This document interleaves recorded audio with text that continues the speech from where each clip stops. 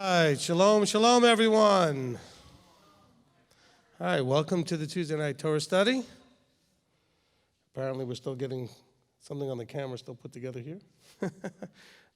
That's okay. We still got these over here, and they're on, and we're live. All right. So tonight, we are going to be having another one of our Q&A sessions. Okay, we already completed this year's Torah portion cycle, okay, finishing from Genesis through Deuteronomy. And so we hope everyone's doing well and getting excited about Sukkot coming in a couple of days. Okay? 11 days. Actually, as of tomorrow, 10 days, as of sundown. 10 days till Sukkot. Oof. We still got so much to do.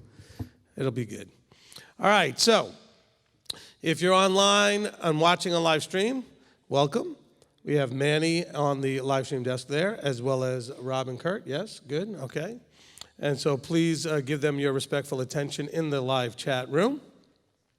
Remember, the whole point of all of this is that we're supposed to be growing into a place where we have shalom, and we're preparing to be in a kingdom with each other, hopefully, right? And we have to learn to treat each other with respect. We're supposed to understand how to be kind. And, you know, this is a growing process where we're learning to become mature members of Israel. All right, Torah Observant Israel. Okay, so that being said, what we're going to do tonight, so we're going to go ahead and take up our prayer needs as we always do. After we take up the prayer needs, then we'll go right ahead into some Q&A stuff. At some point, I will do the announcements. Depending on how long the prayer time goes, I'll just do the announcements right after that. I want to give people a chance to be online for the announcements. And otherwise, I may take a few questions and then we'll do it. So we're going to do the announcements probably somewhere near 9 o'clock. So that's kind of where we normally do it, is about that time. So we'll see. Okay. So if you got a prayer request here locally or a praise report, you can go ahead and raise your hand, and we'll bring the mic around to you. Nobody has a hand up. That's good. Manny's probably thinking, but I need more time. If only there was somebody who could fill up the space with talk. Anybody know anybody like that? Okay. I guess that leaves it to me. Okay, so I'm sure that as part of all of our prayers, we're getting excited about Sukkot coming, but we're still in the middle of what's known as the highest days of introspection, the days between trumpets and atonement, okay, with atonement being on Monday. And so I hope we're all doing our internal examination and you know, kind of measuring how we are doing relative to where we were last year this time. You know, just that's the best way, is to don't compare yourself to anybody else, but compare yourselves to yourselves. And so when we do these things on an annual basis, it's always a good, you know what, you could even compare yourself, hey, maybe I've improved a little bit since Passover or since Shavuot, okay, as we go forward through the feast cycle. And so be examining yourself, be focusing on those things. But look for not so much, oh, I failed and I'm terrible, and try to find something that shows that you're actually making some progress. Recognize that there are areas that you're still not getting where you need to go, but, look for some progress first. Get a little bit of encouragement, and then when you're feeling a little bit better about yourself, you can look at some of the places that still need work. Okay? Don't just look for all of the failings first. We already have a challenge as human beings with that kind of mentality.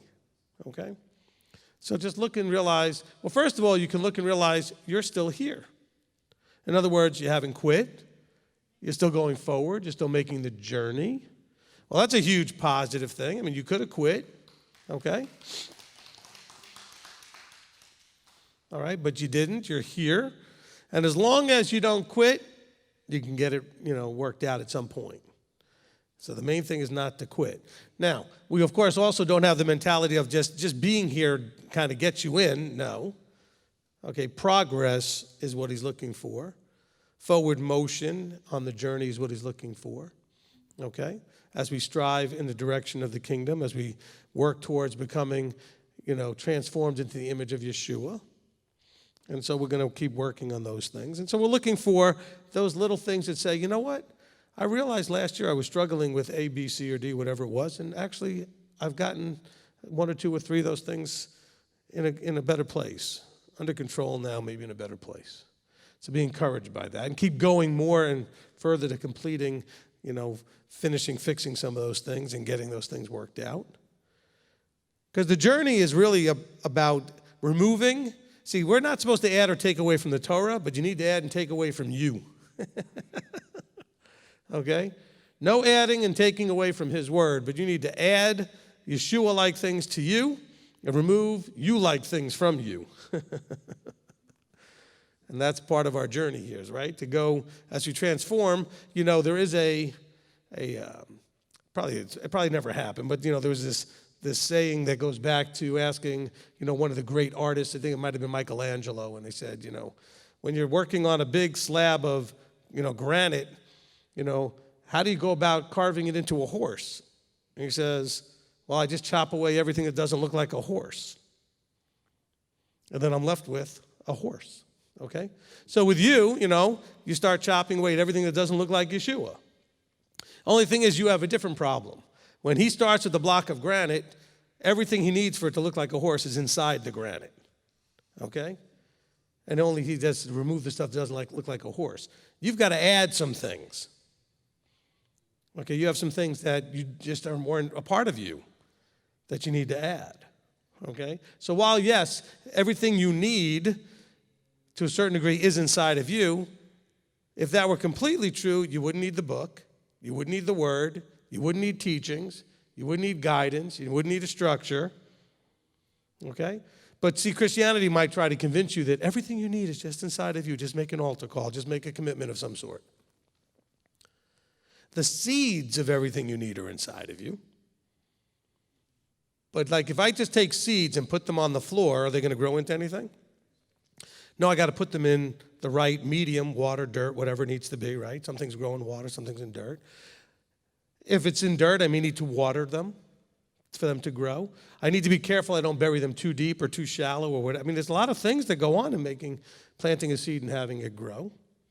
But it's not just I can't just put it down and say, okay, grow. It's going to need nurturing and other things that are going on, okay? And so, of course, in nature, these things are already taken care of because the seed will fall from the plant already where there's dirt and all the things necessary and the weather and things will help it. But not every seed that falls from a plant grows into anything. It's going to need the right conditions and all the things necessary. But with you, we have a different situation because with you, you have choice. So you can choose to grow. The seed has no choice. Under the right conditions, it will grow. Without them, it won't. The seed can't get up and go into better conditions. But you can. You can change any of your conditions, where you live, who you hang out with, what you listen to, what you study, what you think, what you believe, how you feel, what you look like. I mean, you can literally change everything about yourself. It's all by choice. Amen? And so my prayer is that we are willing to accept and own the choice, own the responsibility, to be responsible, to choose. That's what Moses in Deuteronomy 30, he says, look, I lay before you life and death. Choose life. He says that life and death is actually a choice. Okay? Verse 19 of chapter 30, I've called the heavens and earth as witnesses today against you. Not that they're against you, but they're witnesses so that you can't say something that would be along the line, well, that was for then or this is for this. No, as long as the heavens and the earth exist, this is a witness that I've told you this. He says, I've set before you life and death. How did he set before them life and death? The Torah, the instructions on how to have life, and what brings death. He says, I lay before you life and death. I've set them before you, the blessing and the curse. Therefore, choose life, and you shall live, both you and your seed. Now, he used the word seed because he understands from the human being point of view. You're going to give birth to other people who are then going to also have to make choices. Now, it says that if you do these things, it'll be a blessing so that you live, both you and your seed. Because if you're choosing it, generationally, we tend to imitate the previous generation. If your family was in poverty, the next generation generally will be in poverty. If your family was successful, the next generation will learn to be successful. If your family was alcoholic, then you're likely to be alcoholic. If your family was abusive, then you would likely be an abuser. That doesn't mean guaranteed. You can choose to break that curse. You can choose a different path. Or if it's a good path, you could choose to stay on it. Ezekiel 18 tells us that if your father was really great and you're not, your father's greatness doesn't help you at all. It says if your father was a loser, sinner, awful person, and you're great, then don't worry about what your father did. It doesn't hurt you either. Okay? You're responsible for you. I haven't said this in a long time, but this should be a good part of the prayer time. It is my prayer, I think this is very scripturally based, that you fully accept the reality, the truth, that you are primarily responsible for all aspects of your life. Okay? I haven't said that in a while. Actually, I've said it quite a bit here in the building. I haven't just said it on a stream in a while. But that's really our challenge, is that you must come to the place where you own yourself, that you own your choices. I mean, he bought and paid for you, but he's still letting you do whatever you want. Okay? Yeshua bought and paid for you to give you an opportunity for something more. But Moses says it the right way. He says, just because you have the opportunity, right? He says, look, I've laid before you an opportunity. And you can choose to take advantage of it. Guess what you get? Blessing and life. Or you could choose not to, and you get cursing and death. What's the difference? Owning the choice. Owning the choice. You have to own the choice. Okay? We should make like a little short, little meme on that or something. I mean, listen, own the choice. I mean, that's your whole life is a journey between birth and death for you to figure out the choice. That's why I did that teaching, right? Making decisions, the reason you exist. You are here for one purpose, to make choices, make decisions. And Moses tells you, those decisions ultimately come down to a very simple thing, choosing life or choosing death. Now, all of our other decisions ultimately fit within the context of those two things, right? If you choose to eat a certain way, if you choose to observe certain days, if you choose to treat each other a certain way, if you choose to worship a certain way, affects and it fits within the context of those two things. Loving him, loving each other, how we do it, whether we do it or not, all choices.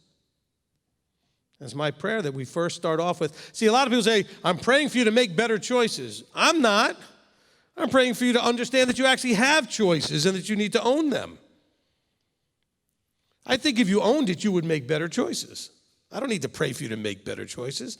I got to pray for you to realize that you actually have a choice. Why would I need to pray for you to make better ones? If you actually owned it, you would make better choices. Problem is you're being blown about by every wind of everything. Forget about doctrine.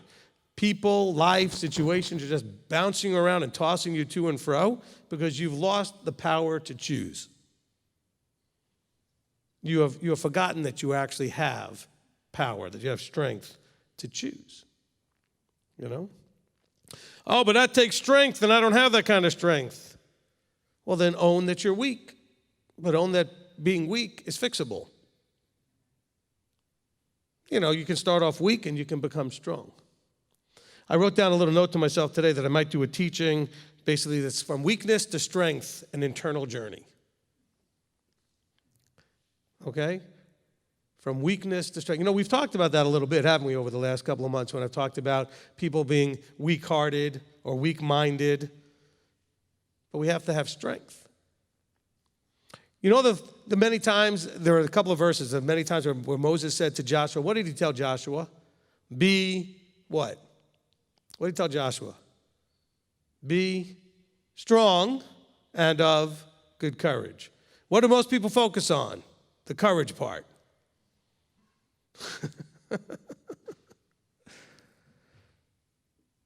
What about the first step? Be strong. You know, we have generationally become very weak. We're very weak. We give in to all temptations. And that means that we're being led, tossed about emotionally instead of choosing. You know, when somebody walks in, I said this the other day, when somebody walks in with a box of donuts, you don't have to eat them just because they're free. But you could. Or you could eat only one, not three. Or when you're with some people and they start talking about some things that you know you shouldn't be involved in, you could choose to stay or go. When you're invited to something you shouldn't go to, you can choose to go or not. Oh, but I didn't have a choice because then my daughter would never talk to me again, or my father would never do. What do you mean you didn't have a choice? You're saying that a consequence took away your choice. No, you chose to avoid the consequence. You had a choice. You could have risked the threat of them not speaking to you. I mean, but this is our problem, is that we're weak. And I'm not trying to be insulting. Own your status, okay? Your status isn't saved or not saved. Your status isn't born again or not born again. Your status isn't whatever, blah, blah, blah, okay? Your status is weak or strong. And that's an internal status. You can be very, physically, frail. Because there are those that have had, health issues, this issue, that are physically frail, where, it's easy for them to end up with some sort of a problem physically. But they could be internally giants in terms of strength. Or you could be physically imposing and still be very weak. Amen? So my prayer is that we understand that this journey is from weakness into strength. It's an internal journey. Be strong and of good courage. Okay, he wasn't telling, Joshua to go to the gym. Okay? Be strong, Joshua. Go pump some iron. Hear me now, believe me later, girly man. We're here to pump you up. Some of you got that. Okay. Hans and Franz.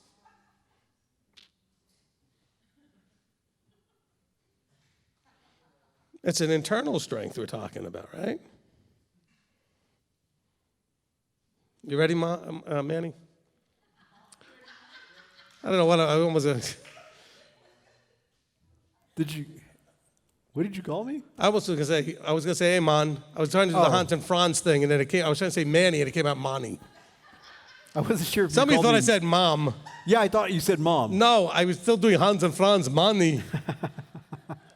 And so then I realized it's not Manny, it's Manny. Oh, I thought you called me. We're here to pump you up. Girly man, right? Manny. That's what happened. Okay. We'll go with that. And as I started to say Mani, I stopped, so it said Mon. So it sounds like mom. Yeah. Mommy, they're being mean to me. Okay. All right. Okay, you stalled long enough because I got a ton. So. Well, good. We got a ton of them to go here. Okay, I'm going to go blow through these real quick. And don't cry if you thought I was calling you weak. I was, but don't cry about it. All of us, okay? All of us. No, I'm not weak. Well, if you're getting all offended, then you're weak. If you're getting angry, you're weak. If you're getting mad, you're weak. These are all things that weak people do. I own my part in that. I have weaknesses, so does everybody. Okay? Mm-hmm. Take strength to stay calm. Take strength to control your temper, your language, whatever, right? It all takes strength. All right, go ahead. I mean, that's awesome.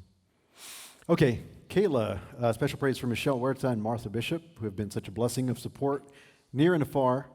I am so thankful for this MTOI family. Prayers for new changes in John's work structure. Elaine, unspoken prayers, please and thank you. My dad is home and still not eating. Prayer that his appetite returns and his body heals. Tammy, prayers for shalom and the ability to go to Sukkot. Oliver Hersey, prayer that my interview today, something about his interview today, and planning for immigration to Cleveland, Tennessee, would go according to Yahweh's way on his timing too. Amen. Amen. Shaquez, praise for time spent with MTOI Urbana for Rosh Hashanah. Many unspoken praises. Prayers for the leadership as they prepare for Sukkot and for the needs of the body. Walk softly, prayer for a family who are about to lose their 4-year-old to cancer in the next few days. We were there 9 years ago, and I pray for their strength and peace. Yeah, that's really tough. Yeah. Let's see. Olivia and Janet Hoffman, beloved, kindly pray for favor for us. We have found a house in Tennessee we're visiting in the next couple of days, praying it will still be available when we get there. Amen.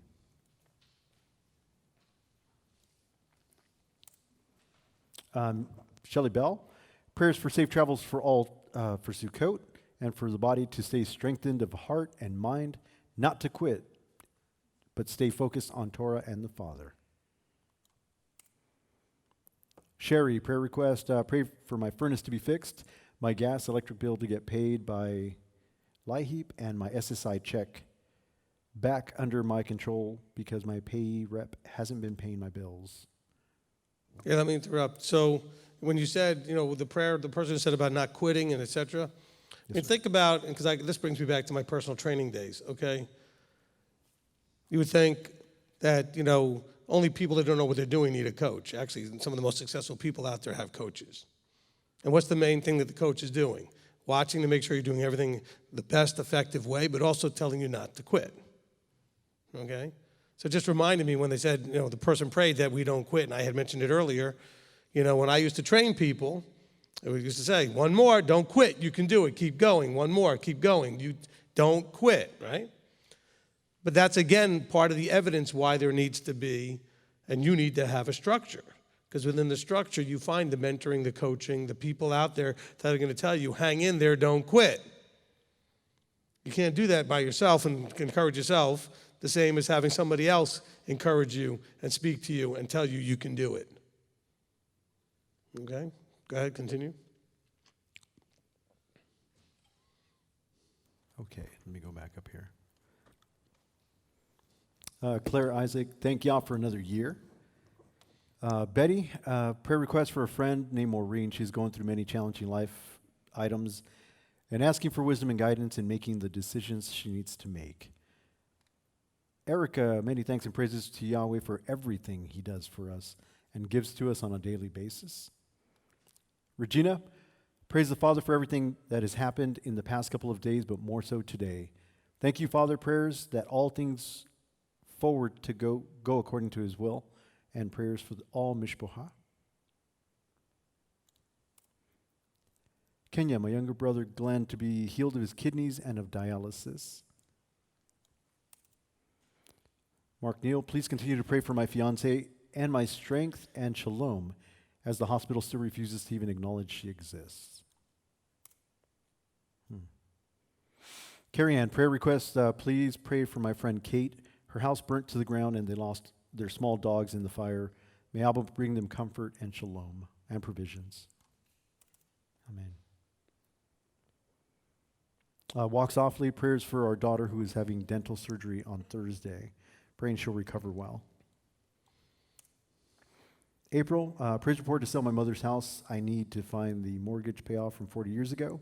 And I found it in 5 minutes. Praise Yah. Prayers as I have a cold. Hope not COVID. Regina, praises for all my growth. Brian Bain, praise for the vertical structure and for the love and security of the covering. Praise Yah for all that is happening at MTOI Urbana. Amen. Alicia, please continue to pray for my husband Michael. He hasn't passed the kidney stone and he now has a pinched nerve in his lower back. Ouch. Let's see. Vaskin, prayer for an uncovenanted friend Peter. He is going into surgery on Friday for back cancer, taking out 12 vertebrae and 13 prosthetic and replaced with 3D printed combined vertebrae and then refuse. Wow. Anna Uden, please pray for me as Hasatan is trying harder than usual to get me to sin. Evangeline, favor from Yah regarding legal case and to pay for it, work and family relationships as well. Thank you. Shauna, please pray for Rob, that Rob would get a full-time truck driving job. Regina Hoffman prays for the Father and all the mending going on in relationships. Prays for going through situations that have allowed growth, patience, peace, strength, and so much more. Amen. Ariel, please pray for physical and mental healing. Melissa, prayers for a dear friend in the hospital with COVID, now on a vent, and doctors have said she is not likely to make it. Wow. Robert Wyatt prays for Steve Waffle. Court hearing today went well. Not everything he had hoped for, but got more than he had before. Steve is happy with decision. Amen. Amen. Keith, prayer for healing for my eyes.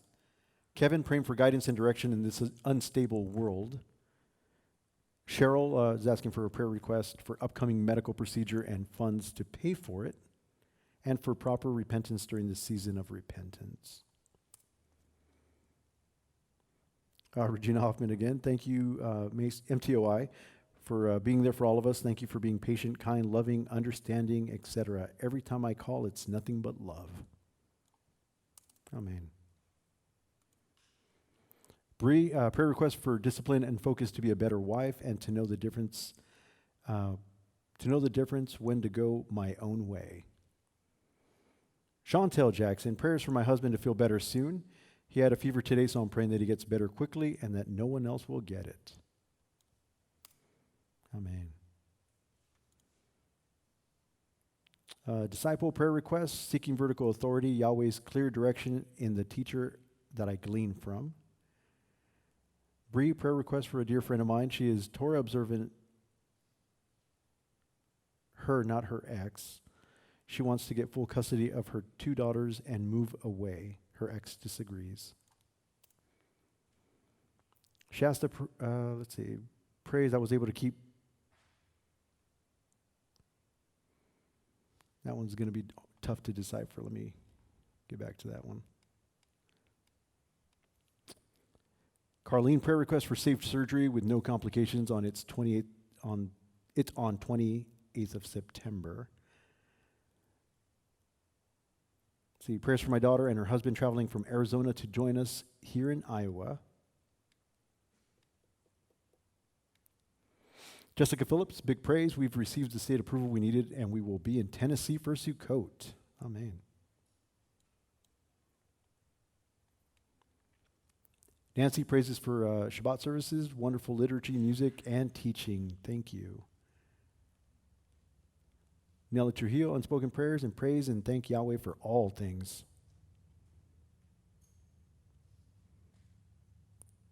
Danielle Taylor, prayer for my mom who is in the hospital with colitis. And last one on here, last but not least, Peter and Debbie, prayer for healing of Debbie's face marking. Okay, amen. Appreciate that. All right, so as always, we'll go ahead and pray for all those that have contacted us since the last time we got together. And we want to make sure to continue to pray for all of those requests. We do have a lot of phone calls that come in, emails, etc., other postings on our Facebook page and those kind of things. And so we do want to pray for those as well. All right, so let's go ahead and have somebody open us in prayer and pray for all of the praise and prayer requests.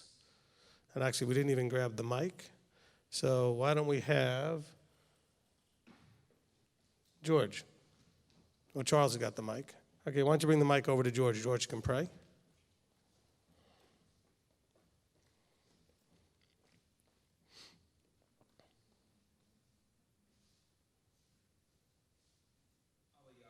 Oh, HH2, just turn it on. It's on now. Abba Yahweh, we thank you for bringing us together this evening. It is great to be with brothers and sisters and being here with Rabbi at the helm. It is a privilege and an honor to be able to hear what you have for us. It is an amazing time, a trying time leading up to the feast, and so we ask that you hear all these prayers and petitions, those spoken and unspoken, and hear the prayers of everyone who contacted us all week long. So we give you praise for bringing us and thanks, and ask that you hear this in the name of your Son, Yeshua. Amen. Amen. Amen. All right. So I have one or two things to kind of mention, and then we'll open up the floor for questions. Okay? I think I might want to raise this up a little bit. That's a little better. All right, so a couple of things real quickly. One is maybe a change in, I don't want to say language, but like the way we describe things. Okay, I'm going to encourage maybe a slightly different usage of phraseology. When we're referring to people, I want us to be very careful that we're not referring to them in terms of what we think their status is. In other words, we used to, in the churches, I guess, used to refer to somebody, well, that person's saved or they're born again or whatever it is. And I know that a lot of you that have been listening to what I've been teaching for the last, bunch of years have pretty much stopped doing that. Okay, is the way you refer. But we now start to refer to people as either covenanted or Torah observant and that kind of stuff. When you know somebody has told you that they're Sabbath keeping or eating different and everything else, the only thing that you know is that they're Torah pursuant. Okay, you have no idea if they're Torah observant. They don't know if you are.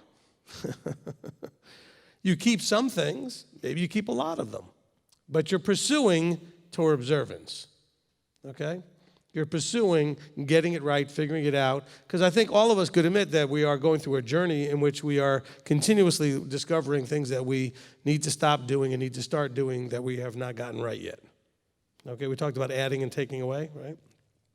In terms of ourselves, there's things we still have to add and things we still have to take away. So, I think the more appropriate term is referring to somebody, like, for example, you have a husband and a wife, and they're dealing with some children issues and custody issues or decisions about the child, and you say, well, the wife is Torah observant, the husband is not. I don't know that accurately describes anything. What you know is that they've expressed a fact that they are pursuing Torah observance. They're making an effort in that direction, okay? And so I look at all of you, and myself as well, as being Torah pursuant, making the effort to observe, trying to get it right every day. Does that make sense to everyone? I think it's just a more accurate term, because otherwise we're expressing that we may know a lot more, or we could be wrong because we don't know as much as we should about the actual person's life. Okay, so you really don't know. The Torah's got a lot of stuff in it. You may just know that they keep the Sabbath. Maybe you know they don't do Christmas and Easter anymore. Maybe you know they eat, kosher, whatever that means, because some people see that very differently, right? And so I just think it's a better term. If you use any other term, I'm not going to be mad at you. I'm not going to have an issue with it. I'm just making a recommendation that when you refer to people, especially if you don't know very much about them, but you know a little bit, that at the very minimum, they're Torah pursuant. They're pursuing becoming covenanted through Torah observance and belief in Messiah. Okay? The combination. Okay.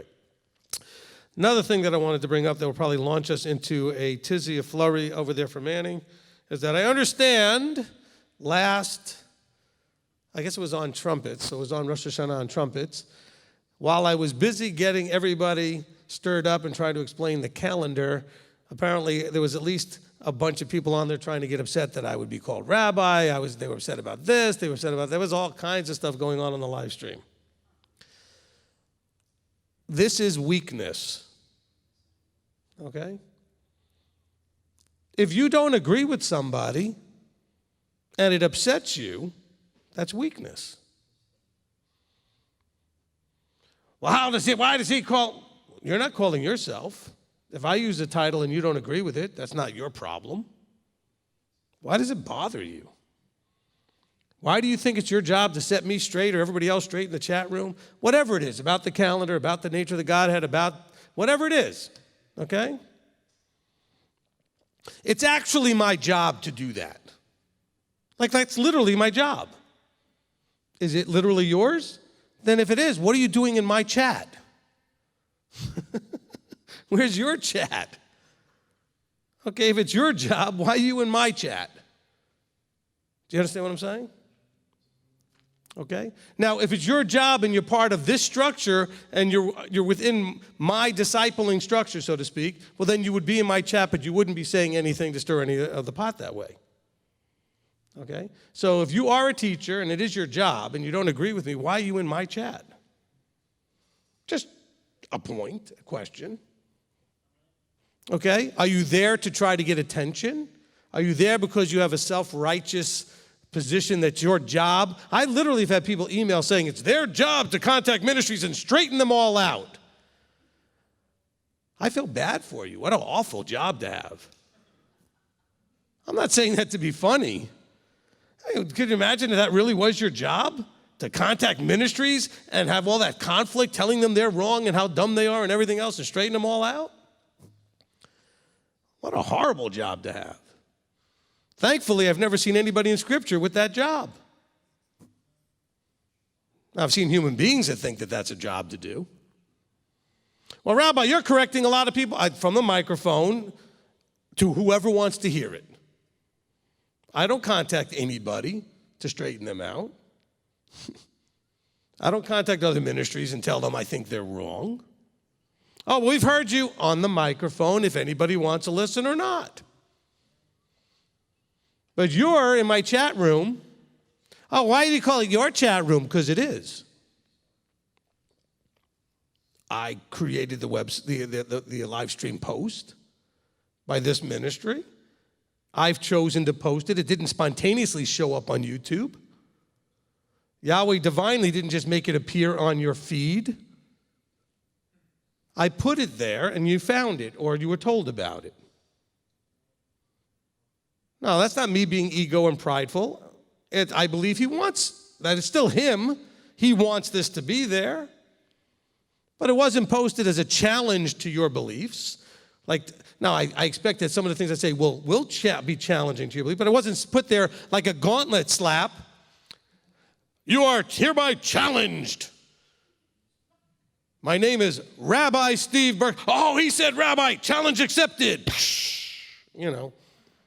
He called it Rosh Hashanah, challenge accepted. Really?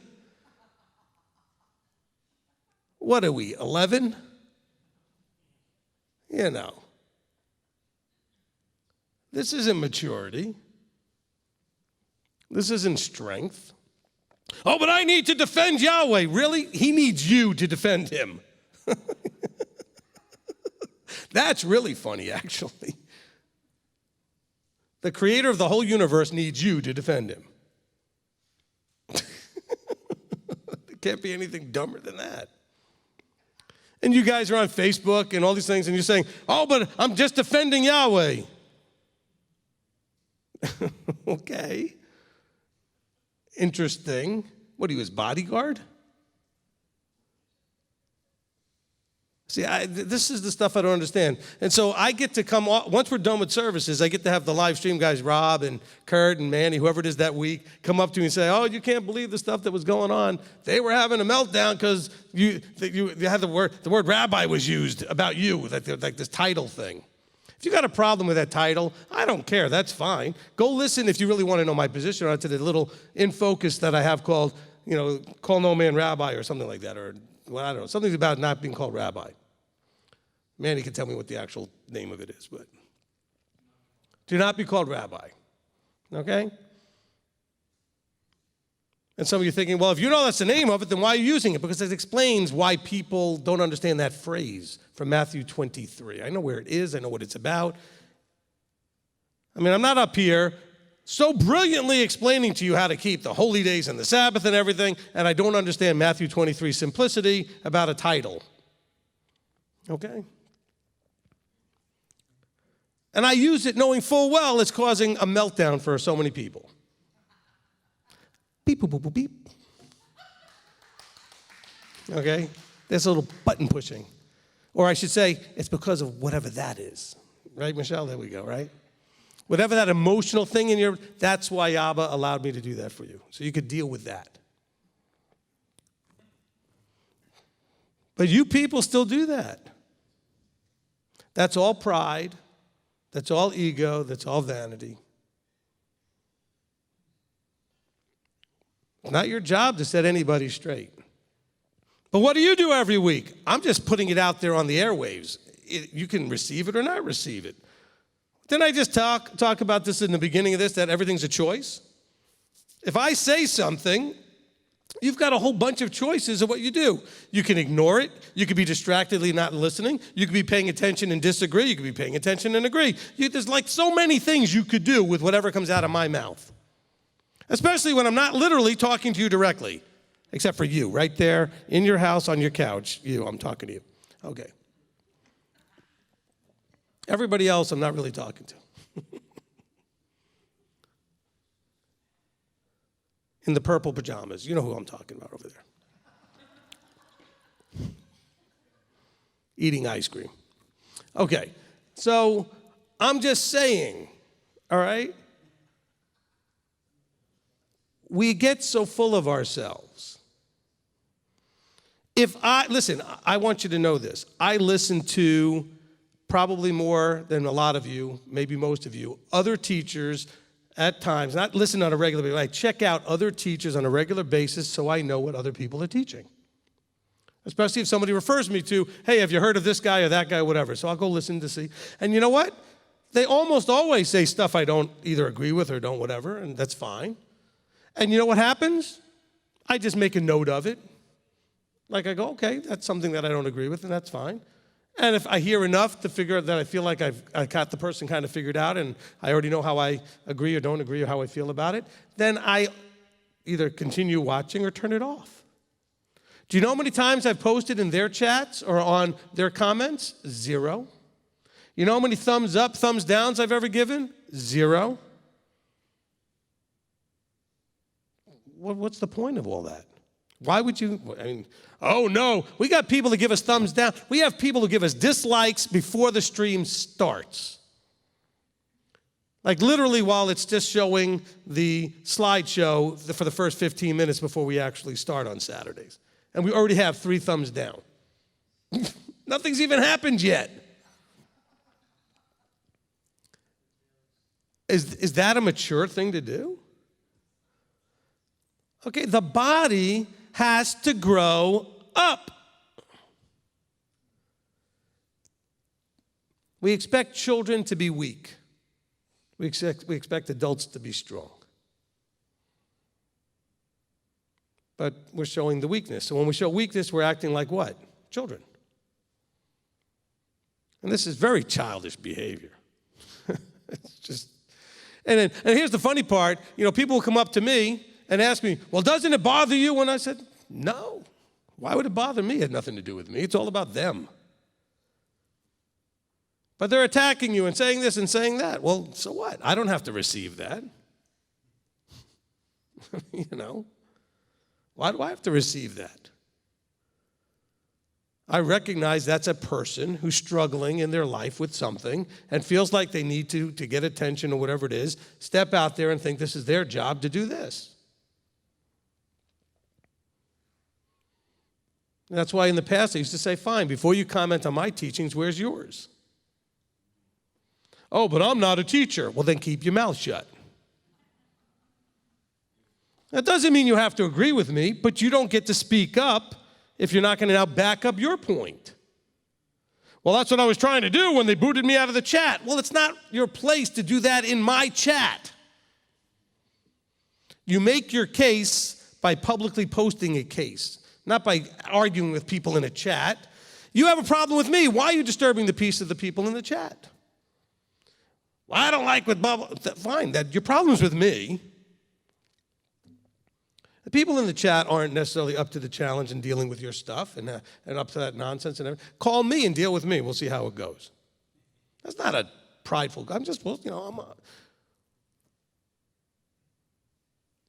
I'm not. If you call me, I'm not going to, allow you to just act foolishly and dumb, or whatever it is. And if you're going to be logical and rational and mature, we can have a conversation. If you're not, I'm just going to hang up the phone.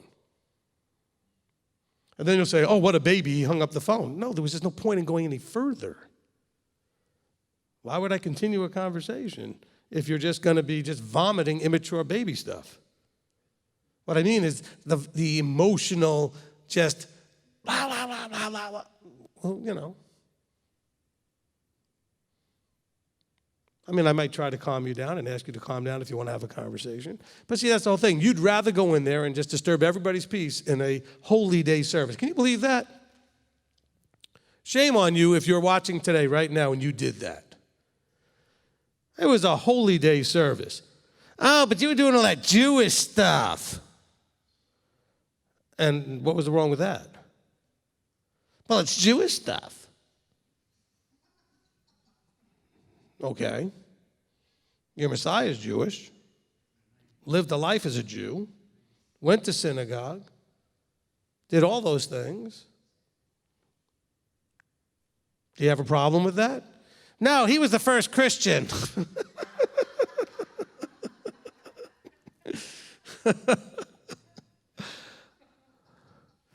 He used the King James too, by the way.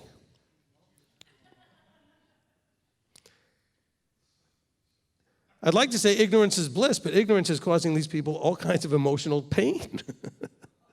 Ignorance is not necessarily bliss. This is where you show your ignorance. Not ignorance necessarily on your argument you're making, but ignorance on how you're going about it. Well, I disagree with you about this thing. Well, there's a way to do it that's intelligent and mature. There's a way to do it that shows ignorance and immaturity. Which one of those do you want to be? And if you have the courage, I can go toe-to-toe with any of you. I don't have a problem with that. I'm not going to fight and argue like you might think. Ask Manny or any of the other ones who will listen to me handle those calls. I mean, I don't care from an emotional point of view, okay? I don't care what you think or believe or what you do or don't do. That's your walking out your salvation in fear and trembling. Now, I care about you as a person. But if I cared about what everybody did, I'd be miserably frustrated and emotionally just exhausted all the time watching people do all the dumb things they do. So I can't care on that level. Does that make sense? But the problem is you are so emotionally invested in that one little pet, whatever idea that you're all excited about, agitated about everything else, that you have no shalom, you have no peace. Is Abba not big enough to set everybody straight when he wants to? Why do you think Yeshua shows up with that rod of iron? Because we got a lot of hard-headed people that don't understand anything. He's going to have to crack in the head a little bit and say, hey, wake up, you're doing this wrong. You're not listening. Okay? We talked about that a lot on the Holy Day. We're not listening. As soon as you saw the title rabbi, or as soon as you heard me say something, whatever it was that triggered you, you were no longer able to hear anything I said. It completely blocked your ears because the emotional state that you went into was deafening. Does that make any sense? Well, it makes sense what I'm saying, but does it make sense to allow yourself to go into that position? No. Why would you allow your emotions to create the deafness where you can't hear anything? I've sat and counseled husbands and wives, and I can tell you when they're mad at each other, nobody's listening and nobody's hearing anything either one is saying. Why? Because they're emotionally deaf. It might be a new term I need to write down. I'm going to talk about emotional deafness. Okay? I like that. All right? I don't like when people are that, but I think it's a good term to describe it. You become emotional. It's not just emotionally deaf. It messes with all your senses. You're not seeing straight. You're not, people talk about, well, you're so mad you can't see straight. Or you're so in love you can't see straight. Boy, either way of the spectrum right there. You're so upset you can't see straight. You can't hear straight. You can't think straight. So you come on our chat. Something gets said. Boop, boop, boop, boop, bing.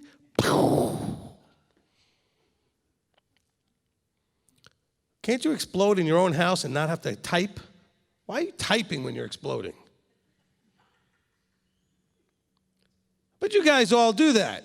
You send text messages when you're mad, and you send Facebook messages when you're mad, and you post. Why would haven't I already told you never post when you're angry or in a strong emotion, because it will cloud your ability to be rational and reasonable and logical and everything else? Now, do you listen to me? Sometimes, but when you don't. Let me ask you a question. How often does it go well? Never. And then you regret it, but it's too late. You already put it out there in public. And then you're embarrassed. Now you know what to do. Anyway, I just thought I'd get that in there because I know that this was quite a little issue on Saturday during our Holy Day service. I didn't find out about it, of course, till after the service, but had I found out it during the service, I probably would have addressed it just like I did now. But hey, it was good for tonight. Okay? You have a responsibility. You don't have to agree with me. My opinion is you have a responsibility. And that responsibility is to be discipled. That is what Yeshua sent his disciples out to do, right? So your responsibility is to be discipled. Of course, the church makes you think it's your responsibility to disciple. Well, you can't do what hasn't been done to you first. He didn't just find a fisherman, and his brother and a couple other guys and a tax collector and say, go out and disciple people. No, he trained them first. And he didn't just train them on information, he trained them on how to disciple. They got to watch him handle questions, handle conflict, handle all kinds of things. That's discipleship. So your responsibility, in my opinion, is to get discipled. Well, how do you do that? Well, so the first step is to find a discipler. And just remember it, I've told you this, and you can find it from Scripture. You can find it from history. When you found a discipler, it was an intimate trust relationship. Intimate meaning very close relationship where there was highest levels of trust, where you were putting your life basically in the hands of the discipler to mold you. And so you needed to choose wisely and carefully who you would ask to disciple you. And the discipler could always say no. It was an agreed upon relationship. And in that relationship, I can promise you, there was never, ever an argument. If you disagreed with your discipler, you could do that, and the disciple would say, that's okay, but this is what you're going to do, this is the way it's done, whatever it is. If you're going to argue about it, you could go find a new teacher. There's no arguing. Well, but, there's no but. You're going to learn submission in that relationship. Didn't you see this happen a couple of times? What happened with Peter? Peter tried to say to Yeshua. Yeshua said about what was going to happen to him and all this stuff. And he says, oh, no. Be kind to yourself, Master. No, don't say those kind of things. And Yeshua said, no. You don't correct me. Not just because he was Yeshua, but because of the discipleship relationship. Disciple and discipler relationship. He said, get away from me, adversary. I know we see it as Satan, but the point is in Hebrew, he was simply saying, you're acting like an adversary right now. Don't go right to, he was talking about literally the devil there, okay? He says, you just went from disciple to adversary. Is this making sense to anybody? Okay? You just changed from my student in whom you giving me your life in my hands and you were trusting me to disciple you to now you're acting like an adversary. Okay? That's when in the Hebrew he would have called him Hasatan, which in Hebrew simply means the adversary. So he says, get behind me, Hasatan. In other words, from an idiomatic phrase says, oh no, don't act like an adversary. If you're going to be an adversary, you can't be my disciple. That's two different statuses that can't be at the same place. We had this in a men's class that I did years ago. It's not available anymore. It was online for a little while, but we're going to redo it at some point here, hopefully in a couple of months. And one of the guys in the class was Intro to Discipleship, and he started doing something in the class that I said, excuse me, hold on, we're not doing that in this class. And he started arguing with me. And I said, I don't know if this is the right class for you. I didn't throw him out. He quit. But I said, look, I don't know if this is the right class for you because there is no debating in what I'm teaching you here. I'm teaching you about discipleship, about how to be one, how it works and everything else. And if I'm discipling you and I say this doesn't go or doesn't work or doesn't happen in this environment, there's no arguing. There's yes, sir. Okay, that's the way it is, then that's the way it is. It's kind of like when you have your house and your child in your house tries to go A, B, or C, and you say, not in my house. In my house, you're going to live by my rules, and if you're not going to live by my rules, there's a door. Anybody heard that when they were a kid? Anybody say that to your own kids? As long as you're going to live in my house, you're going to live by my rules. Well, guess what? When you were being discipled, you actually lived in the house of the discipler. And you followed them around everywhere. Slept in the same house, ate in the same house, traveled to the same places, interacted with the same people, and you learned from daily interaction how to be whatever that person was, fisherman, carpenter, teacher, whatever it was. Think of it as modern day apprenticing. Right? So if you want to be a plumber, you want to be an electrician, they still use those terms there. You start out as an apprentice. And let me tell you, I'm sure that if you're an apprentice in any of those trades, you're not arguing with the person that you're apprenticing with. They're expecting you to do it exactly the way they show you to do it. You are not to deviate left or right, and if you do, you end up in a lot of trouble. Does it make any sense? But this is the challenge. So you have a responsibility to go find the person that you trust enough to let them lay hands on you, like the master potter to the clay. If the master potter is our example, and that's what we learn, he is the master potter, we are the clay, then that's being duplicated with Yeshua to the disciples to everybody else whomsoever will wants to participate. Amen? Okay? Are you willing to have somebody have hands on you, like not literally like grab a hold of you, but to be able to mold you, guide you, and help you become something? And in that case, with discipleship, you already know what the something is. That's why you chose that teacher, because that just wasn't a random teacher who teaches anything. That teacher will teach you how to be whatever it is that teacher does, and that's why you pick that teacher. You want to be a fisherman, you don't go to the carpenter and say, I want to become a fisherman. Can you teach me how to do that? Okay? If you go to the carpenter, you're expecting that you'll be molded into a carpenter. The disciples were going to make you into Yeshua.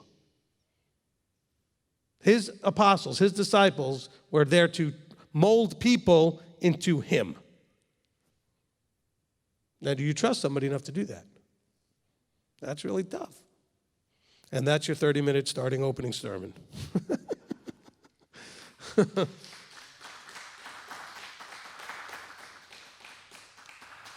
And by the way, if you liked that and felt it was beneficial, then you should thank all the people that said dumb things on the chat and stirred this all up. Because otherwise there's no reason to talk. It was the impetus to get it was the stimulation to get the message out there. But this is something that goes on all the time, whether it's on Facebook or on our chat or anything else. So now that it's 9 o'clock and I haven't taken any questions yet, let's go through the announcements real quick. You guys are like, he keeps teasing us, tells us he's going to take questions, and he talks for an hour. Okay, it's too bad. All right. Get over it. All right, so real quick announcements. First of all, I want to welcome our guests after I just told you get over it. You see how slick that was right there? You guys need to get over it. By the way, I want to welcome our guests.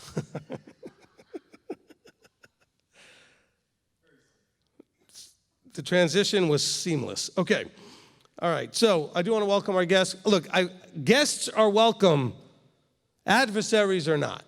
If you're an adversary, please, we do not want to welcome adversaries. Meaning, if you're going to come and act like an adversary, okay? Adversary doesn't mean you believe different. Adversary means that you're going to disturb the peace of the group because you don't believe the same as we do. And you feel it necessary to act in such a manner, okay? If you act like a guest, we're very happy to treat you and welcome you as a guest, okay? If you act like a drive-by shooter, we're going to ask you to leave. Or just boot you out, whatever we can do on the chat. Okay, so every Tuesday night, if this didn't scare you away, we do this every week. Okay. But usually we're doing the weekly Torah portion. And so, we would go from Genesis to Deuteronomy on the weekly Torah portions. We finished that already for this year, so we're not doing that tonight. And by the way, just as a reminder, we will not be meeting next week. Okay, we do this every week, but next week, because of the feast, okay, being only a couple of days after, on Friday, we're starting that Friday night into Saturday, so there will be no Torah study next week, okay? But we are going to have one during the feast on that Tuesday during Sukkot. All right, so this one is the last one before Sukkot. And so if you're on live stream and you found us for the first time, we are doing this all the time. If you want to know what a more normal Torah study looks like, just go back a couple of weeks to the ones that we were doing prior to. Now, last week was sort of like this. I talked for about an hour, and then we took a couple of questions, but on something completely different, but whatever was necessary that day. I don't remember at this point. Okay. So we do this every Tuesday night at 8 o'clock Eastern Time.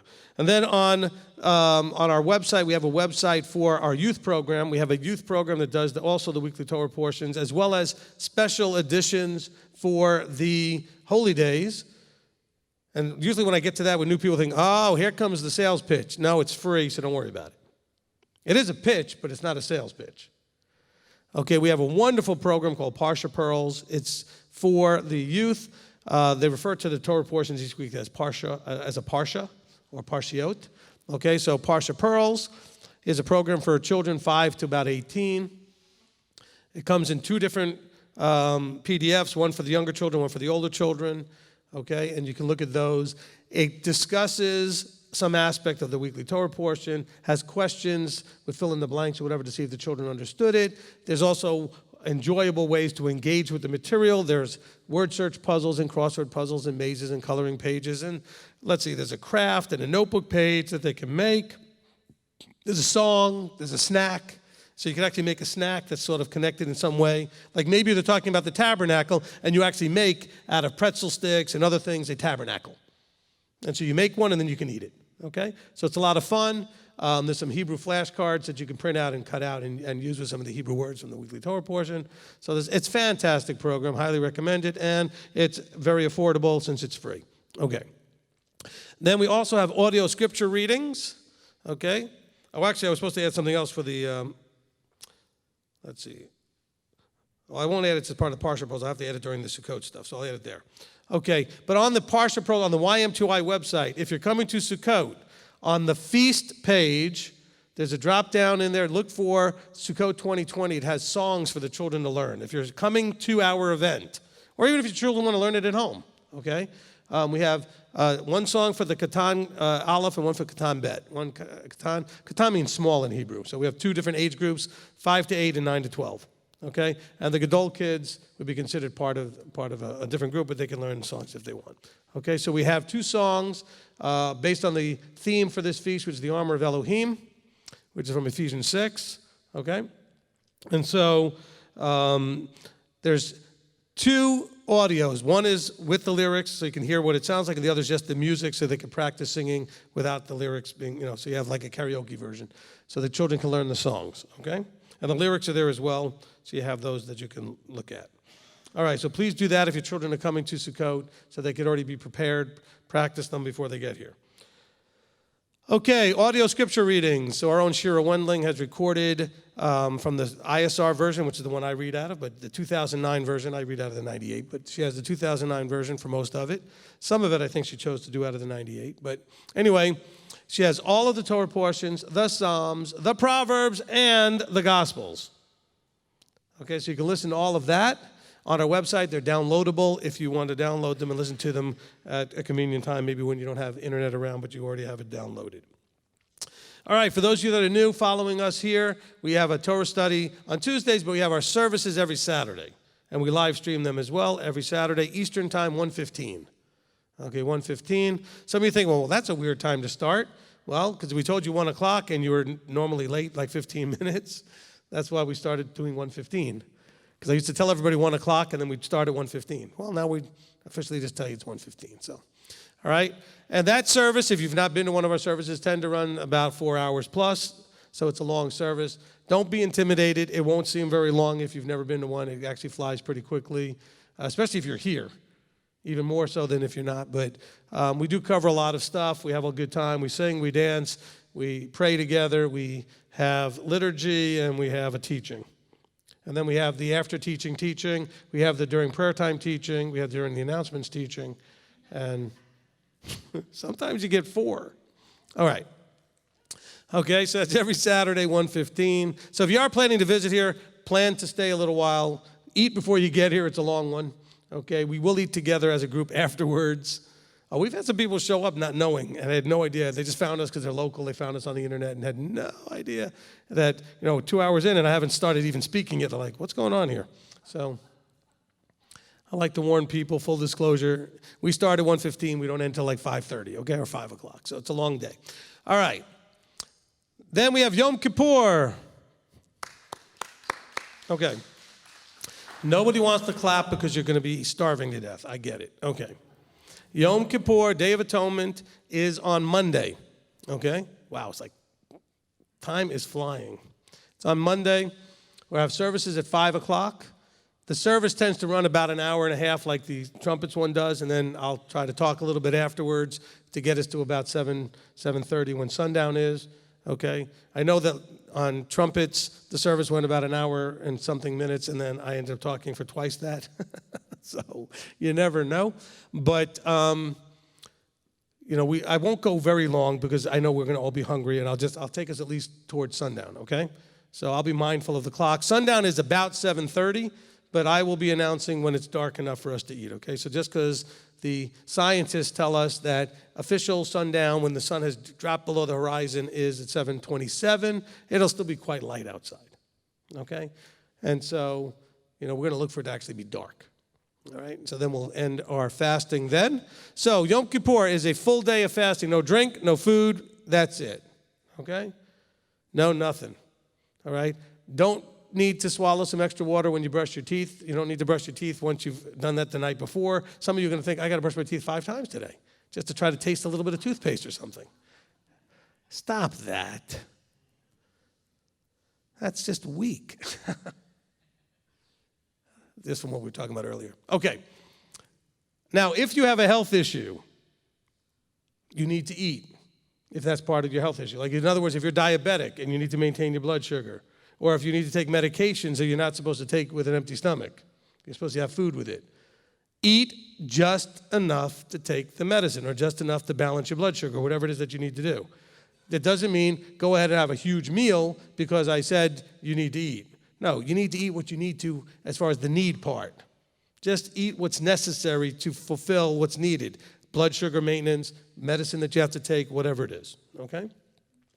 So do that. And I don't want to hear that, well, that's not trusting him. Well, he didn't ask you to put your health and life on the line just to fast, okay? He also asked you to follow directions from leadership. What? Yeah, same thing. If you're pregnant, you probably need to maintain your food for your baby's growth and everything else. So yes, okay. Again, if it's a legitimate health concern, deal with the health concern. Okay. All right. If you are really early on in your pregnancy, fasting one day probably wouldn't do anything. The baby's so tiny, and you've got more than the baby will ever need. Okay. But if you're later on in your pregnancy, maybe it's better that you don't. Look, be smart. Consult your doctor if you need to, type of thing. But if you should be eating, please eat, okay? This isn't him testing your trustworthiness. It's an obedience thing, which means that if you're following in this ministry and you trust me to be a Deuteronomy 17 or 18 type person, then you should be following that direction, okay? All right, that's Yom Kippur. So that's the Day of Atonements, and we can even talk about that more when I actually start taking questions. If I do, we're running out of time. No, kidding. And so we'll be dealing with that on Monday. Then, only a couple of days later, it is Sukkot 2020. I was going to mention this during during prayer time. Already it's a praise that I can't believe how much we've gotten done, considering how late in the game we decided we were going to do it here and put a brand new commercial kitchen in and get a tent that's coming and everything else. There's still a lot of stuff that has to happen smoothly, and so please keep in prayer that once Yom Kippur is over, that next day, a lot of the stuff is coming and showing up, and we're setting it up, including the tent. And let's just pray that it all goes well, and that once we get all of the stuff hooked up with the kitchen, that all works well, and that we have minimal, little minimal hiccups in the deal. What was that? And no rain. Well, actually, at the moment, it doesn't look like we have any rain coming, so that's good. The weather that I saw on here, let me just double check it again, but the weather I saw on here showed no rain into the first couple of days, so we should be good on that. Let me go back to the daily here. There it is. All right, let's see. So we do have some rain going towards the end of this week, but then next week it is sunshine all the way through to Tuesday or Wednesday. So we're looking good into October the 6th. All right? So we should have no problem getting the tent up, because that would be on the 29th, and it's showing partly cloudy, but it's not showing any rain. All right, so we're good. Okay, temperatures are going to be around a little warm as we get started, about 79, but then most of the week after that's going to be around 70, with a high about 70 and a low about 45. So plan for that when you come. The weather is going to be in that kind of range. So kind of think about between 45 and 75.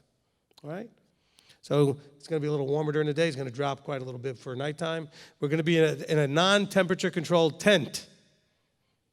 Now, bear in mind, when it gets to later in the day and the temperatures start to drop, we're going to have like 400 people in the tent. So it'll be a little bit warmer just from the bodies all in there, etc. But just realize that also during the day, if it's in the 70s and more, it'll be a little warm. You put 400 people in a tent. Okay, so just keep that in prayer. But we have quite a little bit to do here still. All right. We have 419 people registered. That's almost the 425 we had it last year. So that's amazing considering COVID and all the other things. 105 children in the YMTOI program. Wow. That also, look, you know what? One of the things that I get excited about is that I've been in ministries that were non-viable. What I mean by that is everybody in it was over 50 years old, which means that eventually it dies out, okay? Nothing against 50-year-olds. I'm one of them. But I'm just saying is, you need to have that full spectrum. We have people in their 80s and 90s, and we have people all the way down to newborns. We have a really just incredible mix and balance of ages all the way through the whole spectrum. And what a fantastic thing that is to see. And so when you consider that literally 25% of the people coming are under 18, or should I say between 18 and 5, because some of them are younger than that are not in the program. But between 5 and 18, we have 105 of them. Or 5 and 17. I guess we're cutting off at 17 for the program. So, wow, 25% of the people. That's a future right there. I mean, if he doesn't come before they get old enough to be part of the 20 and plus, adults of Israel, this thing has got a future. That's unbelievable, fantastic. All right. Now, I was actually at a congregation one time. I'll tell you a quick story. You guys want a story? Quick story. All right. I was going to tell you anyway, but out of courtesy, I asked. Okay. But I was literally at a conference one time, and at that conference, it was a very powerful thing the teacher did. A guy was up there speaking, and he said, I want everybody to stand up. And then he said, okay, all the 70s and over, sit down. All the 60s and over, sit down. All the 50s and over, sit down. And he kept going, and then when he got to the point where everybody was already sitting, he hadn't even gotten to 25 yet. He said, we're in trouble. There's nobody here. Because he already knew the answer before he did it, because he already knew the layout of the people. But it was a very powerful thing to see. Maybe I'll do that one day during Sukkot, just so people see people still standing. And what excitement that is, to see the full spectrum of people, and the ages that we have. All right. Okay, what did George send me? Let me go back to your message here, George. Okay, so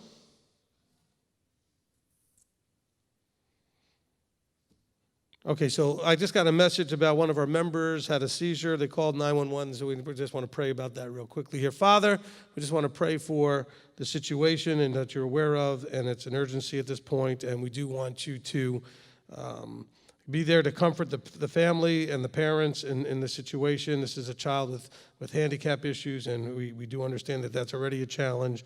So, Father, we know that you have this we have full emunah that you have this under control, that everything is to your glory and honor, and that you either cause or allow. So, Father, we thank you that we can come to you in these challenging moments. In Yeshua's name, amen.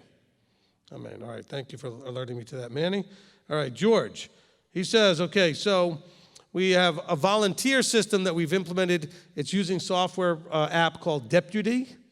If you get an email inviting you to join, it's not spam. It's not going to blow up your computer or get rid of your hard drive or something. It's actually the app we're using to interact with our volunteers. Okay, so go ahead and click on that and go ahead and sign up with Deputy. It's a way that you can pick the things you want to serve in. It'll also give you reminders when you're supposed to be serving and all those kind of things. So it's a nice interactive app for people that are volunteering to help with us. We already have 102 that have accepted, which is great. We still have over 120 that have not.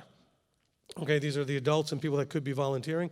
So if you don't know what this is or you don't understand, please email George at Jorge, Vera. Okay, George.Vera, but George is Jorge .Vera at MTOI.org, okay? Email him and he'll explain to you what to do with Deputy, etc., okay? Additionally, some of you still have not filled out your second form as part of the registration. If you were hoping to get a vegetarian meal, you're not going to, unless you filled out the form and we know you were signing up for vegetarian meals. That part was in form number 2, not in form number 1, okay?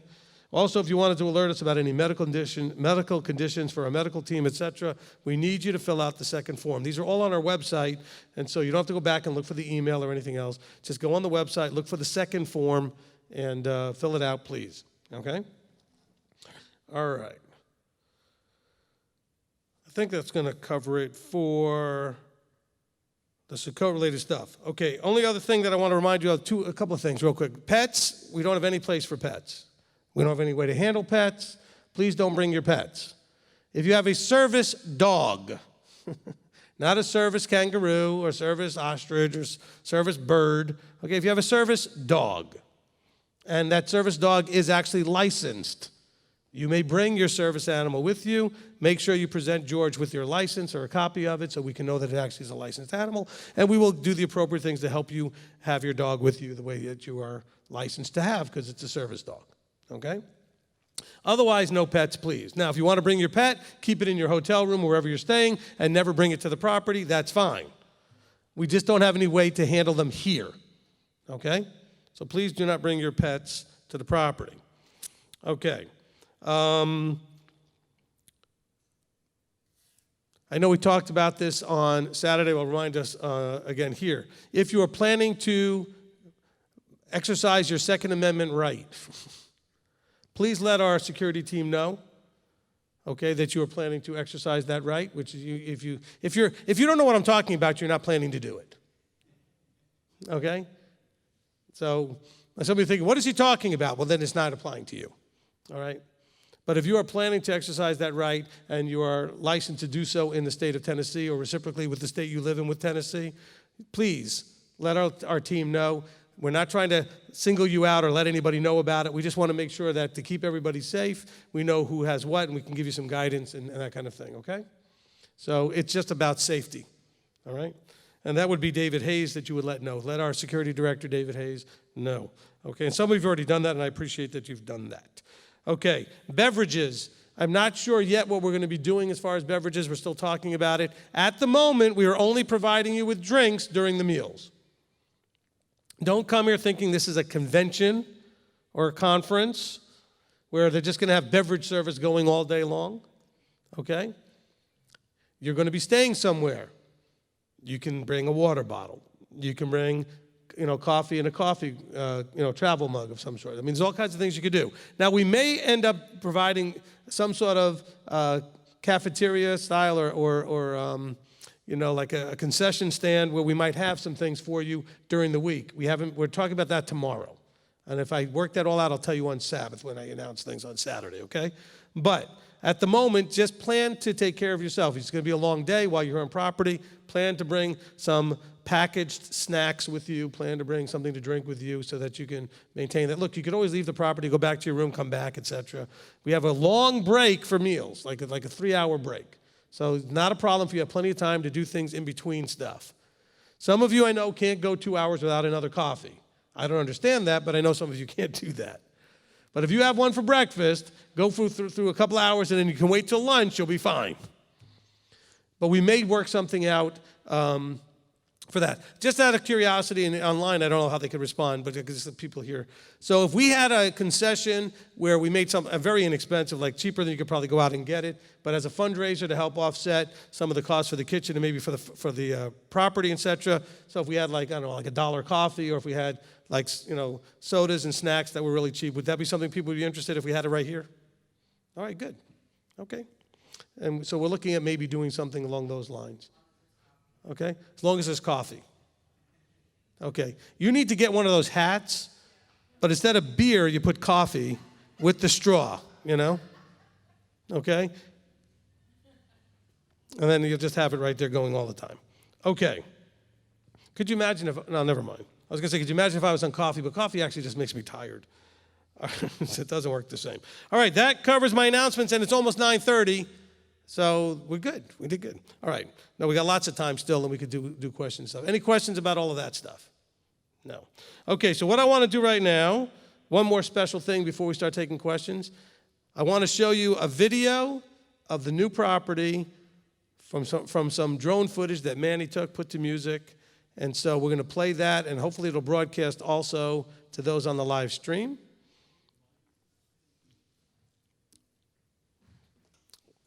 What are we doing? Lights. I think the two, hold on. Wait, hold the video for a second. We can turn the lights. Or not. I think the two switches on the wall on the left are the ones for over by me, right? The ones on the left are for the front of the room. So the 5 switches, just do like the 2. That's good. All right, so now let's go ahead and do the video.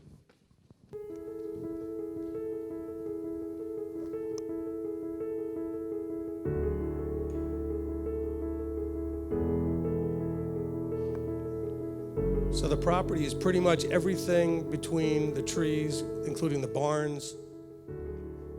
So as the drone turns here, all of that in between the trees is all part of the property. 135 acres. It's got a bunch of ponds. It's got a creek that runs behind it.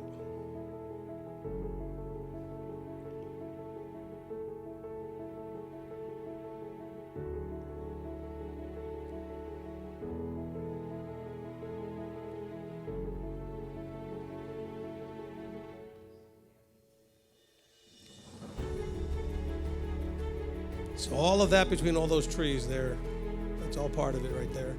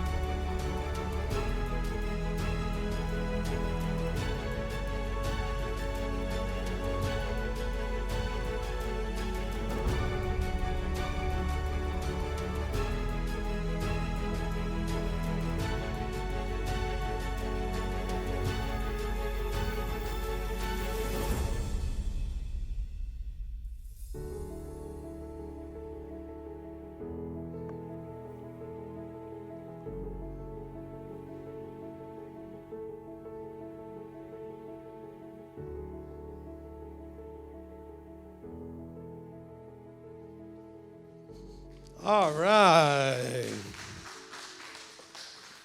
And the crowd went wild. All 6 of you. Okay. Fantastic. So I hope you're excited about that. That house there is going to, probably house some of the offices as we start to move the MTOI headquarters over to that property. Beth Shalom will still stay here. The academy will still be here on this property. And so we're real excited about that. So fantastic. We will be running tours to the property from here during Sukkot. So if you want to see the property, we'll be running tours. They'll be scheduled. So please don't ask to just go see it.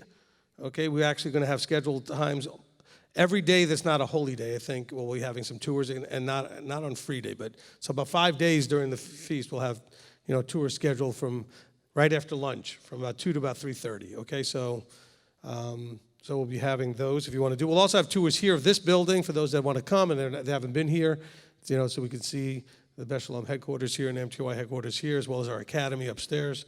And so we'll be doing that. Okay. So we're very excited about it. Abba has blessed us with a tremendous property. And the teenagers and the children that are in the youth program during Sukkot will be going over to the property a few times during the week to do youth activities. We have a field that we're clearing out, and they're going to be able to run around and have a great time out on the property. And so we'll be doing that here. And so they'll get to enjoy it before any of the adults really get to enjoy it, because we'll be sending them there on a couple of days during the feast. Okay, I think like 3 times we're sending them over there. All right, I think that's going to cover it for everything I've got for that. Okay, so that all being said, let's go ahead and see if we want to take some questions. Manny, you got some questions over there? Nobody's posted any questions. I've been just vamping and just doing so much that there's nobody. Okay, Daniel's got his hand up over here. Daniel, you can grab the mic. It's right on the stand there. Okay, good. Okay, somebody did ask about parking. I know we didn't quite. So you just want to mess Ben up. Finish your question before Ben can get over here. Just because he's in training, we want to mess him up. Okay. Parking. Okay. We will have spots here on the property. We're going to also have parking. As long as it doesn't rain, we'll have parking on the grass. That'll be over here in front end of the property. We have a big grass area. That'll be next to the tent, and we'll have that marked off where the parking will be. And then there's also the golf course next door. As we have arrangements in the park, they've got about 20 or so spots over there. 25 spots that we could park on the golf course, which is just across the street. And then you can walk across over to here. There actually is a little tunnel that goes underneath the street and pops up on the other side here on the golf course. And worst comes to worst, if we needed to for parking, because we have a lot of people coming, we could probably park in the Walmart parking lot, which is 1.5 miles away, and then we could shuttle people over. If you're meeting, look, we're going to try to arrange a way for people that are staying near each other to find out that they're staying near each other, so they can maybe carpool a little bit or share rides and do this kind of things. Because with all these people coming, you might end up being surprised how many of you are in the same hotel or staying on the same property wherever you're staying, okay? And then this way, maybe if you have, a van and there's only 3 of you in it, you can have 4 extra seats or whatever you've got. You can take some people with you, and we could be more efficient. So we do want to encourage you to be efficient with that. We're going to encourage the people here. Also, if you normally travel with your family and take 2 vehicles, if you can fit in one, that'd be great. We'll try to work that out. This is the first time we're doing this, so it's very hard to know how it's going to work out. But, it will work out. That's the cool part. We know and have no doubt that it will work out. How and what it'll look like? We're all excitedly anticipating what it's going to look like.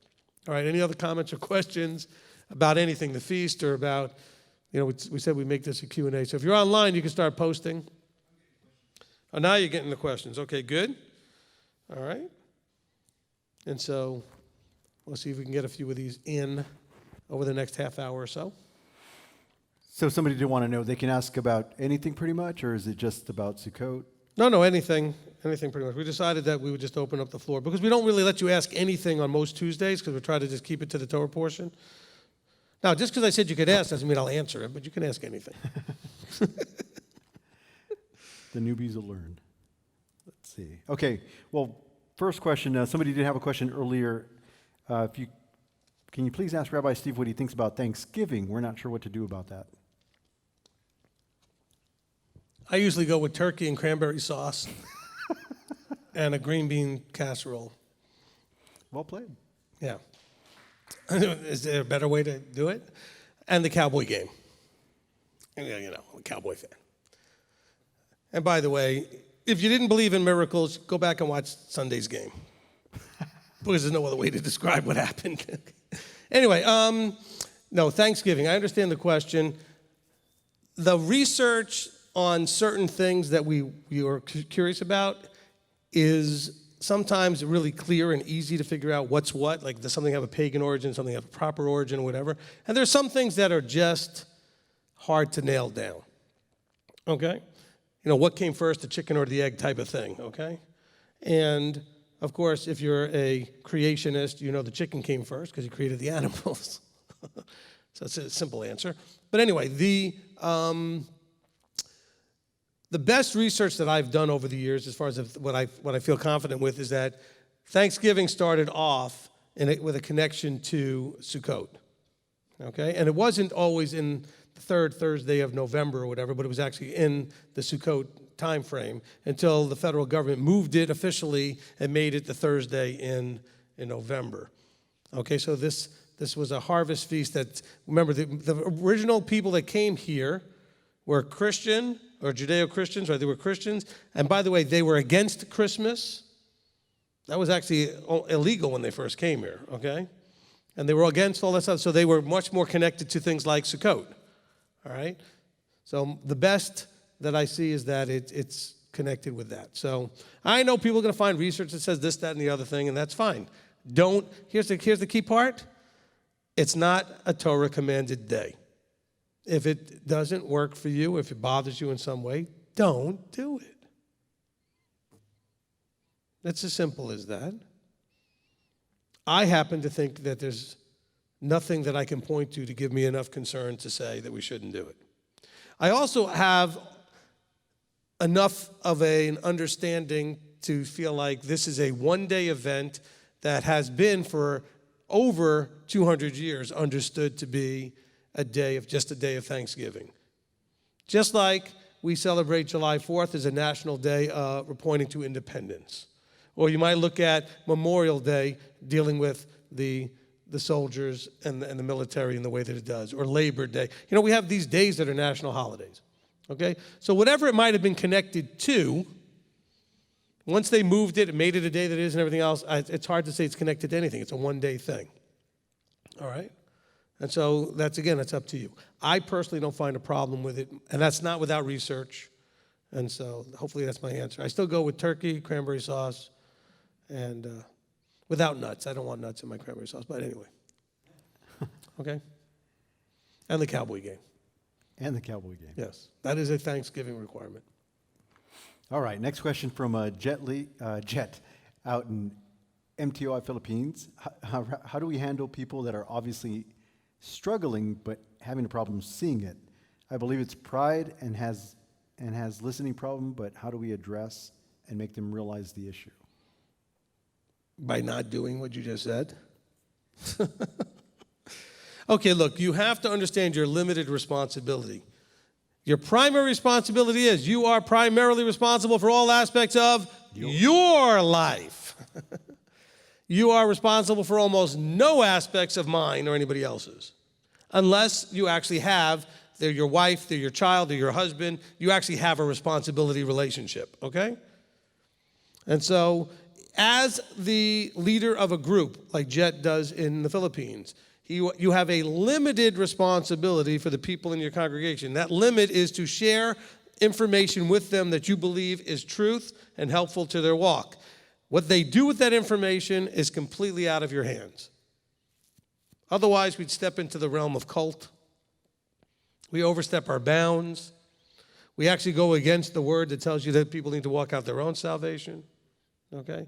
We go against the reality that making decisions individually is why we're here, as well as collectively as a group, but it's how those decisions are made. If I make you understand, if I make you do, I make you obey, I'm actually undermining the whole process. Like if you showed up on Judgment Day and Yahweh said, well, I noticed here that you kept the feasts every year for the last 10 years before you died. Well, that's great. I also noticed you only did it because the rabbi made you do it. That's not so great. Remember, Deuteronomy 8:2. This is for you, Jet, right?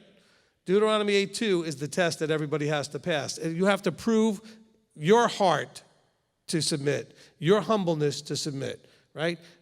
Deuteronomy 8:2, he says that he humbled them and led them walk through the wilderness to humble them and to prove their individual hearts. The 2 over age 20 whose hearts were right got to go into the land. The 603,000, 548 didn't. All right? And so it's individual. Now, Joshua and Caleb tried to stand up. And by the way, they didn't stand up until the other guys were spouting nonsense, right? They were saying, it's terrible, and there's giants, and we're all going to die, and we can't go in there. And Joshua and Caleb, so one of them, they stand up and say, excuse me, we were there too. It's great. Yahweh said it was great. We believe him. Let's go. Okay? But they didn't go to each individual person and say, man, you're so wrong. I got to straighten you out.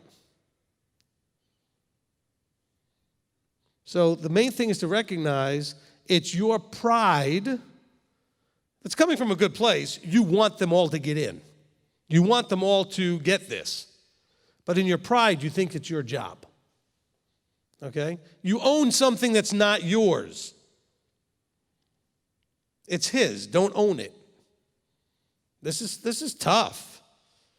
We see this is part of what I talked about earlier, right? With people correcting people in the chat box. And and on Facebook and all these other places, social media. Don't own what's not yours. If they are struggling, that's part of their growing up and their growth and all the other stuff, then let Yahweh continue to work with them through their struggle. If they ask you for help, then help them. So what can you do? Only what they ask you to do. Now that doesn't mean you do everything they ask, but you're only going to help if they ask. Now, you can offer and say, by the way, I noticed that you're struggling. Would you like some help? I'm not struggling. Well, then that's your answer right there. Okay, if that's the kind of response you get, well, then you already realize, sorry, didn't mean to bother you. I just wanted to let you know I'm available if you need me. Okay? I end almost every counseling phone call with, call me when you need me. I don't end it with, I'll call you next week to check on you. Okay? Whenever I talk to anybody, when we're all done, I go, is there anything else? I say 2 things. Is there anything else? And if they say no, I say, then call me when you need me. All right, Jet? That's how we have to handle things. Next. Okay, Christy Underwood would like to know, would it be appropriate to use the second tithe for something that's not necessarily directly related to the feast? For example, activities on the free day or treating yourself to some spa time, etc.? Okay, let's kind of work this through. In Deuteronomy, because this is a really good question. I've answered this question a lot lately, actually, for new people that have not done this before, so it gets to be a little bit tough. In Deuteronomy 14, it says, when the way is too long for you, it's talking about Sukkot here, when the way is too long for you or any of the feasts, and you're not able to bring your tithe to the place where Yahweh chooses to place his name, then you shall give it in silver. Take the silver in your hand and go to the place where Yahweh your Elohim chooses. And you shall use the silver for whatever your being desires. For cattle or sheep, wine or strong drink, whatever your being desires. And you shall eat there before Yahweh. So it seems to focus it on meals. But I would say this, the point of it is for you to live for 1 week, twice a year, and for the Shavuot time, so that's really the 3 times a year. This is talking about Deuteronomy 16:16, list of 3. You're supposed to live abundantly, have a taste of the kingdom. So maybe you're not overly affluent generally. But let's take, for example, a family that combined income is a meager, we'll call this meager, I'm not insulting it, a meager, say, $40,000 a year combined, husband, wife, whatever. I mean, just, 2 minimum wage, so almost $10 an hour workers, right? So a meager $40,000 a year. That means you have $4,000 to spend in 2 weeks. $2,000 for Sukkot and $2,000 for unleavened bread. You can live pretty good for $2,000 for a week. Some of you were able to spend less than that to pay for everything for a month. So imagine spending $2,000 for a week, including your housing, food, and everything. Now, what if you make more than that? Well, then you have even more. So maybe you normally don't even go out. You go to the supermarket, you buy food, you make your own food. It's cheaper that way. So you know what? Now that you're at Sukkot, maybe you go out and eat at a nice restaurant. Or let's call it at least a decent restaurant. Maybe you've got even more and you go to a nice restaurant, where the steak alone is $25. And you're like, I don't even pay that for like the whole family to eat. And I'm going to get just a steak, And so you're to enjoy yourself and celebrate. So if that means, for example, on free day, going and having a spa day because you never get to do that, and you would thought that would just be the most luxurious thing for you to do, absolutely. If you want to go take the children out to, the aquarium or whatever's open at the time. We used to do this up in Gatlinburg, and then you could go to some of the activities they've got all kinds of amusement parks and everything else. Go have a great time during the feast. Maybe you wanted to you don't normally spend money on nice clothes, and you want to get a nice outfit. Get a nice outfit for the feast. That you can buy in advance to wear at the feast. Okay, and then you can wear it all the rest of the time. So yes, you can enjoy yourself with your second tithe as part of your celebrating the feast. Okay? Does that answer the question, hopefully? All right, it's meant for you. That second tithe doesn't belong to him. That second tithe doesn't belong to the poor. That second tithe is for you. But not you just in any context. You enjoying yourself in celebrating the feast. Okay? Now, when we get to the end of the feast, if you didn't use it all up, and by the way, it's not a contest to see if you can spend it all, but if you happen to have anything left, that you would put in the box because you don't carry it forward to the next year. And so if there's extra, there's extra. If there isn't, there isn't. But go and enjoy yourself, maybe you've always wanted to eat organic, but you couldn't afford it. But you're going to be here for a week, and you're also going to do your own shopping, so maybe you start getting some organic stuff. It's more expensive, but you get it. Okay? Enjoy yourselves. Maybe you normally skip dessert because it's extra money at a restaurant. Well, go ahead and have dessert. Have an appetizer. Enjoy yourself. Okay? You go on the diet when you get home. Calories at Sukkot don't count, by the way, just so you know. That's in 1 Hezekiah. I'm sorry, I took a page out of Rabbi Tom's book. He often tells people to go look it up. It's in 1 Hezekiah. And they're like looking, where's that now? Is that one of the minor prophets? He got you once, didn't he? I'm sadly embarrassed to say he got me. He got me once. on that I one. know. That's why Manny's laughing so hard. Anyway, all right. All right, I'll always. And the only reason he got Manny is because Manny just trusted it. He didn't expect Rabbi Tom to pull a fast one on him. Well, he did it with such a straight face too. He's amazing, and he looked like he was a good being disciple. sincere. He's a good disciple. Yeah. So I came back. I'm like, I can't. Which book did you say? Which book? I can't find it. And then I saw that little smirk and that gleam in his eye, and I knew he had me. At that point, I realized he had me. He gets the Gadol class with that too. So when he teaches the kids, he'll catch them with that. Of course, you can only catch people with it once, but Yep, exactly. All right. All right. Next one. Evangeline wants to know: can we fast on Shabbat? Sure. That was easy. Okay, think about it. Why are we fasting? In general, why do we fast? I'm not talking about for health, but why would you be? Now, if you're fasting just for health, I don't know that Shabbat's you're missing the point.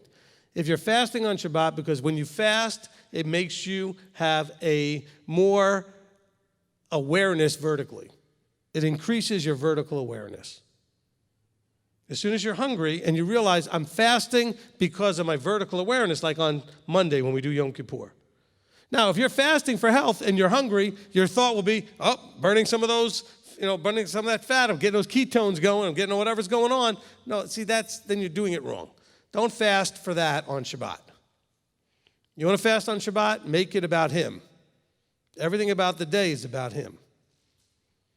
Okay, if you want to fast for health, do it Thursday, Friday, Monday, Tuesday, doesn't matter, but don't do it on Shabbat. Okay, it's about vertical time, right? Spending time with a vertical awareness. All right, go ahead. Here's one, maybe you'll understand it. What are Rabbi's thoughts on the historic Abraham Accords that were signed last week?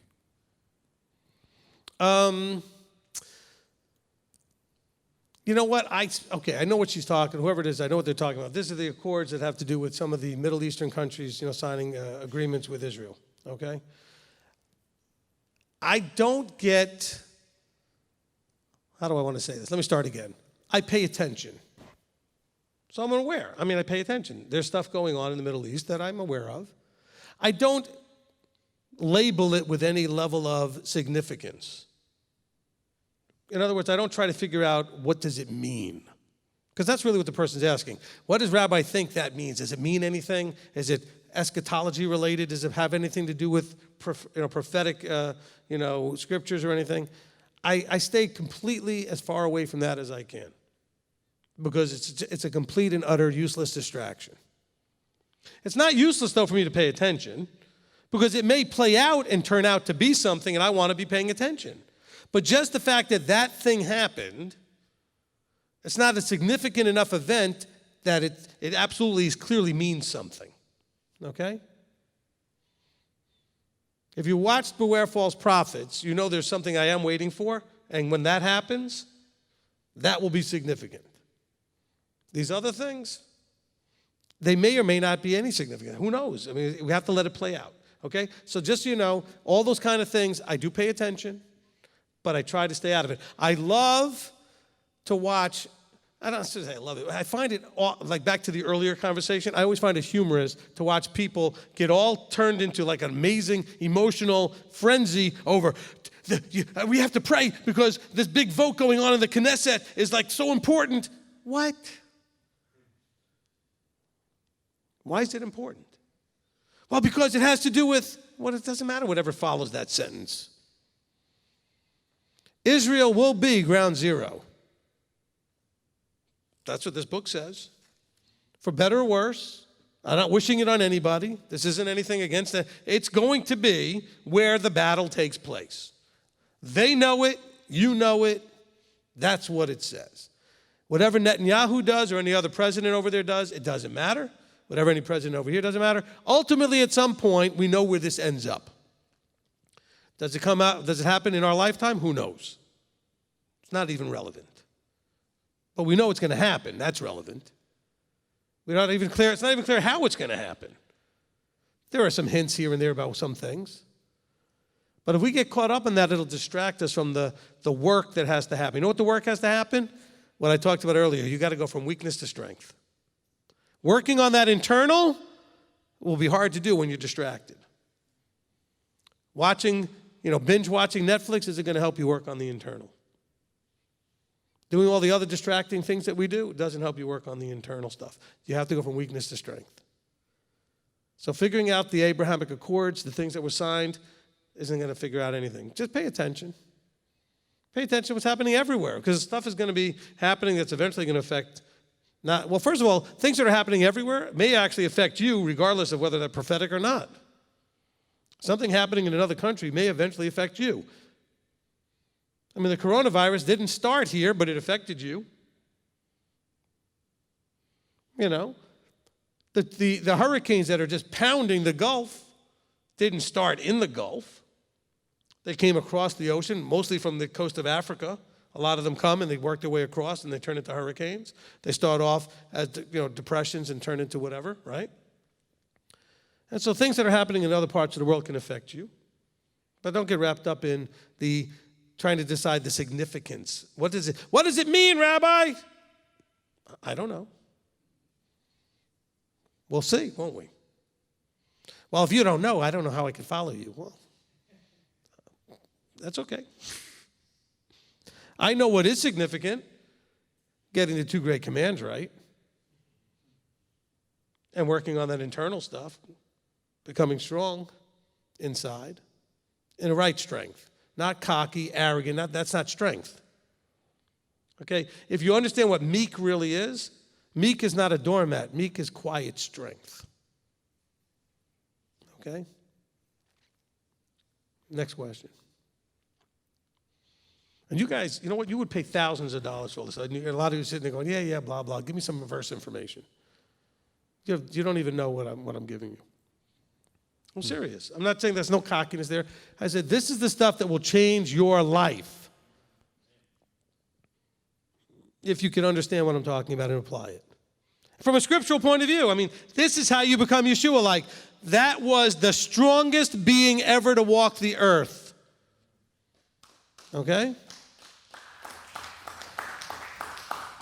And not because he could beat you up or flip over money changers' tables, but because nothing could shake his tree. When they even were going to kill him, he was quiet, didn't say a word. And not because he was afraid, and not because he was weak, but because he was strong enough to know this has to play out. And he even said to them, this is only happening because my Father's letting it happen. It's part of his plan. If I wanted to, I could call a legion of angels right now, he said. Wipe you all out. See, but that would be a weak response. When he was being tempted of Hasatan in the desert, what was that about? Seeing whether or not he was weak. Temptation only affects the weak. Think about it. You can't tempt the strong. So Yeshua had no problem with the temptations. He said, not interested. I'm good. Here's the verses that say what needs to be said. Tempt me all you want, it's not going to work. Because I don't have a weakness to tempt. It's only your weaknesses that can be tempted. All right, next question. So you guys are in trouble. Every time I start studying something out, something on the side, that's all you're going to get for 2 weeks. Love it. Probably because we need it. Well, that's why fathers didn't all of a sudden put something in my path where I start studying about strength and weakness, or studying about light and dark, or studying about love and Torah, studying whatever it is. Yeah. You know? I mean, look at Adam and Chava. I said this on Saturday. What was the problem there? Weakness.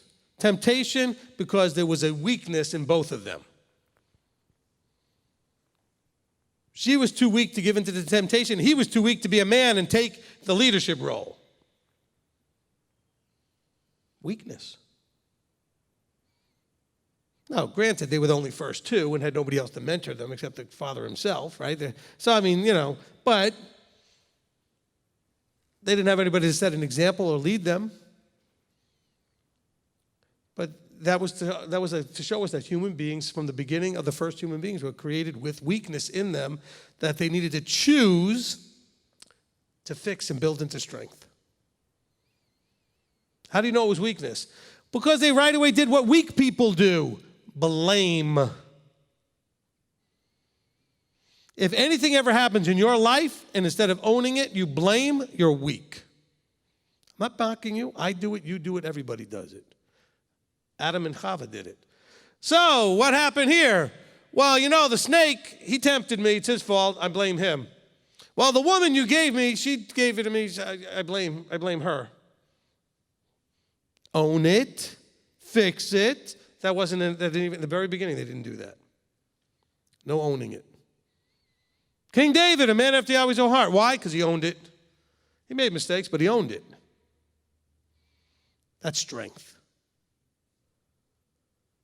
Solomon was wise, but he's weak. Look at the decisions he made. Okay? Weak. I'm not mocking Solomon. Everybody that's ever been alive except one who's been on this earth and is now sitting at the right hand has been weak.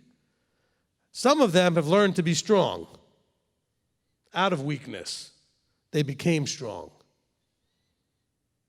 That's our goal. Go. Somebody had a question. I think it's a good question here. How do we who aren't in Cleveland get the discipleship that Rabbi spoke of? There aren't any teachers here that are in line with the teachings of MTOI. I watch the vids, but it's not the same. Okay, that question actually is based on a wrong premise. I apologize. People here aren't doing it either because I'm not available to do it yet, okay? So don't feel like you're missing anything. Okay, I should look this way. I think I'm looking over there where Manny is, but don't feel like you're missing out on anything. Nobody here can do it either. So being in Cleveland wouldn't change anything. You'd actually be more frustrated. Okay, I don't have the time and structure to do this yet. So everybody here is doing what you're doing. They're listening to the teachings. And if they get to meet with me and ask questions, you could do the same thing. Just make an appointment and meet with me and ask questions. So you're not at a disadvantage at this point. Now, when I actually get the yeshiva set up and we're able to have classes and I can actually start discipling in some form, then being here will be at an advantage to some degree. But if we do it with some people being able to do it virtually, it still won't be a disadvantage really. Okay? So I'm just saying your premise is wrong because you made an assumption that you didn't know was a wrong assumption. I'm just telling you, nobody here is doing it either. Okay?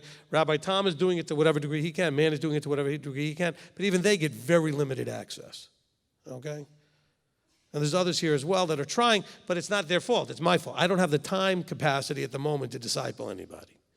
There's just too much moving parts, too much happening, too much that needs my time for other things. So if you're online and you think, well, I'd like to disciple with you, well, I'd like to do it too, but it can't happen yet.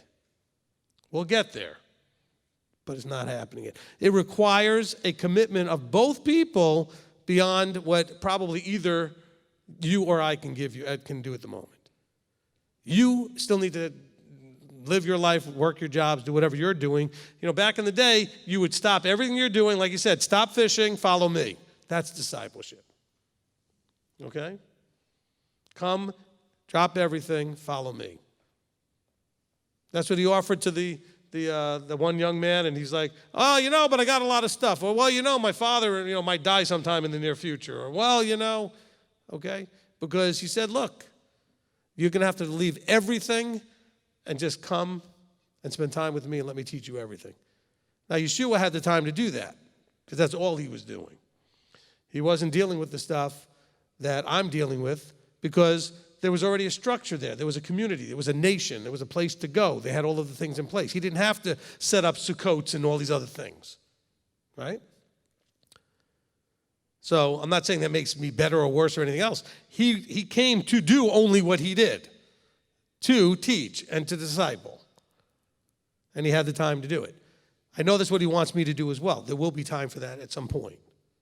So if you're online, I do apologize that I can't do that yet. But don't feel bad wherever you are that you're not here. Work on getting here. Can I encourage the person out there too? I'd like to say that everybody who's moved here, all we had was videos and audios. And the one theme that I've seen in everybody, it seems like you really, really do have to immerse and learn and be grateful that you have the study to watch, or the ability to watch the videos and the audios as well. And it's almost like you're studying, so that if you're called to be here, then you get put to the test. Everything that you studied about your teacher, how he is, who we are, how we should be, gets put to the test amongst a brotherhood of people. Amen. Appreciate it. Look, let me just say it this way. All right? Well, yeah, it's good for All right. When I give you 35 minutes at the beginning of Torah study, that's discipleship. I'm trying to give you stuff that discipleship would be about. In other words, I didn't say, today's topic is 5 points about this or whatever it is about that or whatever. No, I just started talking to you about weakness and strength. Or I just started talking to you about whatever it is that's my thinking you need discipling on some issue, and that's what I can give you. And so you get that sometimes, a spontaneous hour or 40 minutes or whatever it is. Now, if you're here, it could be really tough because it may be after midnight on a Tuesday. No, seriously, or Wednesday. That happens because we'll be here for Torah study. It'll end at 10:30, and we might go out to eat. And during eating, nothing's really happening necessarily, and then we'll stand in the parking lot. Then all of a sudden, some discipleship starts to happen. That could be any time, but now not everybody can be with me in a parking lot at midnight. And there are those that do it, end up having still to come to work at 9 in the morning and still end up with only like 4 or 5 hours sleep, and that's okay. It's not easy to disciple because you got to be available when your teacher's available. And I'm not really available when everybody else needs me for everything else. So you got to be willing to be available at an inconvenient time. Because my most convenient time to disciple you is very inconvenient to most people. Because when it's convenient, I'm busy doing other things that people need me to do during the convenient times. Okay? But when it's just you and me, or me and 3 or 4 people, and we're just standing around, and nobody needs anything but just talking and discipleship, then all of a sudden, we'll get 2 hours of that in a parking lot in front of a diner. And the reason I say it that way, because that's where it happens a lot, is in parking lots in front of restaurants at 2 in the morning, midnight. And it's not like I decide to have a discipling class. We're just talking about something. A question or comment comes up, or the Ruach inspires me to start talking about something. And I just all of a sudden, I'm in a mood at that point to start blowing some heads up and, getting into some real stuff. Not real stuff like eschatology and secrets. I mean real stuff about working on the internal stuff. And we get into that at night sometimes when there's nobody needing me for anything else. Okay, because I can't blow your head up when my phone's blowing up and my internet's blowing up and everybody needs me for 60 other things. That make sense? All right. And I think it goes beyond just you blowing our heads, which is amazing because we learn a lot, but I think it also comes down to building that relationship, not just knowing Torah, but knowing your teacher, getting to build that relationship, getting to know him, getting to know and really understand your teacher, his struggles, his frustrations, his laughter, his joy, his family, and the true heart that you show after hours, Amen. Appreciate that. Hey, and look, when you're really getting to understand and vet somebody, sitting quietly not being the point of attention or the point of focus, but watching the teacher handle somebody else or work with somebody else or pour love and compassion and guidance into somebody else, you may learn more in that moment, even if the topic really wasn't something for you, but watching me or the teacher talk to the person standing next to you or across from you and observing that. Because all you know is what you've seen from the live video and what people have said about me or whoever the teacher is, right? You hear stuff. But are you hearing it from a squeaky wheel who for whatever reason got their feelings bag overflowed and got their feelings stepped on? Or are you hearing it from somebody that actually is telling you what really happened? Because you get to know the real person at 2 in the morning in a parking lot. Okay? Look, you guys should be seeing this on Tuesday nights too, when it's not the structure of a Sabbath service. And like when we started today at 8 o'clock, I just decided this is the kind of stuff you get in the parking lot. That first 30 minutes, where I just felt like talking about weakness and strength or whatever it was, that's the kind of thing I might start talking about at midnight. But if it's just you and me or it's like 3 or 4 people, I may personalize it to you to help you to understand how it applies to you. See, I got all of you watching now. I can't do that so easily. That's powerful stuff. All right, what else you got? Okay. Betty would like to know, was Adam standing beside Eve when Eve was tested/tempted? I believe she was. There's other people out there that teach no and teach other things. She took a bite and she turned and handed it to him is the way it reads to me. Okay? So he allowed the situation to play out. I know it doesn't specifically say how much he heard and what was going on and how much he watched happening. But I believe that based on his weak behavior afterwards, he wasn't strong enough to stand up and say, "Excuse me, Mr. Snake, you don't need to be talking to my wife." Or, "Excuse me, sweetheart, I'll talk to this snake. You don't need to be." And again, it wasn't a snake at the point. It talks about then he was crawling on the ground. It was the Nachash. Probably was standing upright like a human being would in some sort. But the Nachash was cursed to then crawl on its belly. Okay? My atheist friend likes to say, oh, so you mean to tell me, now that you believe in all of this Bible stuff, so you believe in a talking snake? I said, a lot you know. He wasn't talking when he was a snake. Before he became the snake, he was talking. Once he was a snake, you don't hear him talking a whole lot. Starts crawling on the belly and hissing. All right? So I think, yes, he was there. And that's where the cursing comes from, not from her eating the apple or whatever it was. I mean, I know we don't know what kind of fruit it was. Whatever it was that she ate, metaphorically we call it an apple. But whatever it is she ate, the problem was the vertical alignment got out of whack immediately. She didn't turn to him for guidance. He didn't step in and insert himself in the proper leadership role, and everything went bad. The whole thing went off the rails. Okay? I think just like with Cain and Abel, by the way, see that curse was generational? If he had owned it, I think things go better. He didn't. Cain and Abel, same thing. Cain didn't own it. If he had owned it, things would have gone better. See, Adam wouldn't own it. Actually, his wife wouldn't own it. Nobody would own it. So generationally, you see this curse start to go. Next. Somebody would like to know, Jensine would like to know, if you are Torah pursuant but not mikvahd yet, will Yeshua still deliver you through a trial? What is the purpose of trials? What's the purpose of trials? To strengthen your belief. It's also the same reason, by the way, miracles happen. All these things are for strengthening of faith. Okay? So if you're in a trial and you need your faith strengthened, do you not still need that even if it's before you mikvah? Do you not still need that? I mean, what's going to strengthen your faith to want to mikvah? Except all the miracles, small and great, that he does in your life by allowing you to go through stuff and then he rescues you out of stuff to help you believe in him.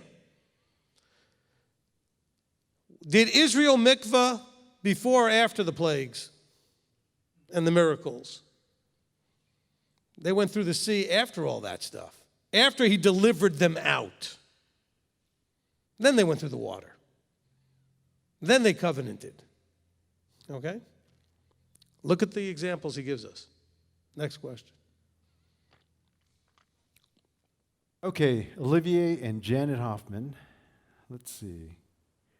Rabbi, wondering about what the Torah says about marijuana and drug use, please. Oh, I was trying to come up with a wise guy answer right there. Okay, puff, puff, pass. Okay, no. All right.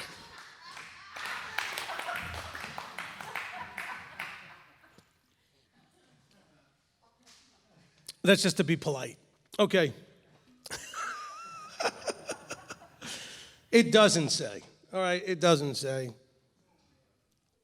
Usually you got to be in the parking lot at 2 a.m. to get stuff like that, but it doesn't say. I know a lot of people want to understand that because, after all, there's a lot of religions that use herbs, mushrooms, other things to try to spark and generate spiritual, walks and journeys and revelations and other things like that, Different cultures have seen things that way. There are arbitrary, obviously, governmental things that have decided this is good for you, this is not good for you, this is legal, this is not legal. That's changed over time, right? Because alcohol was okay, then it wasn't okay, then it was okay again. And, marijuana is... By the way, marijuana is still illegal in the country, except in places where it's not illegal in the country. Just like having more than one wife is illegal in the country, except in places in the country where it's not illegal. So there's no figuring this thing out, okay? But the scripture doesn't talk about that stuff at all, okay? So I can't use that to figure out this, question. The scripture does not refer to, any kind of mood enhancing or vision enhancing or altering or any kind of medicinal herbs or anything used that. Nothing in there that talks about these things in an openly, sort of overt way. Okay. Now people say, well, it's natural and it grows in Mother Nature, so to speak. All right, so it grows in nature. There's a lot of things that'll kill you that grow in nature. So that doesn't help the question. In other words, okay. There's all kinds of things that grow that look like they're okay and have maybe something that's similar that looks okay, that is okay, and it looks just a little bit different, but it looks like the other one, and that one will kill you. You get that a lot with like berries. Some berries, wonderful. Some berries look very similar, kill you.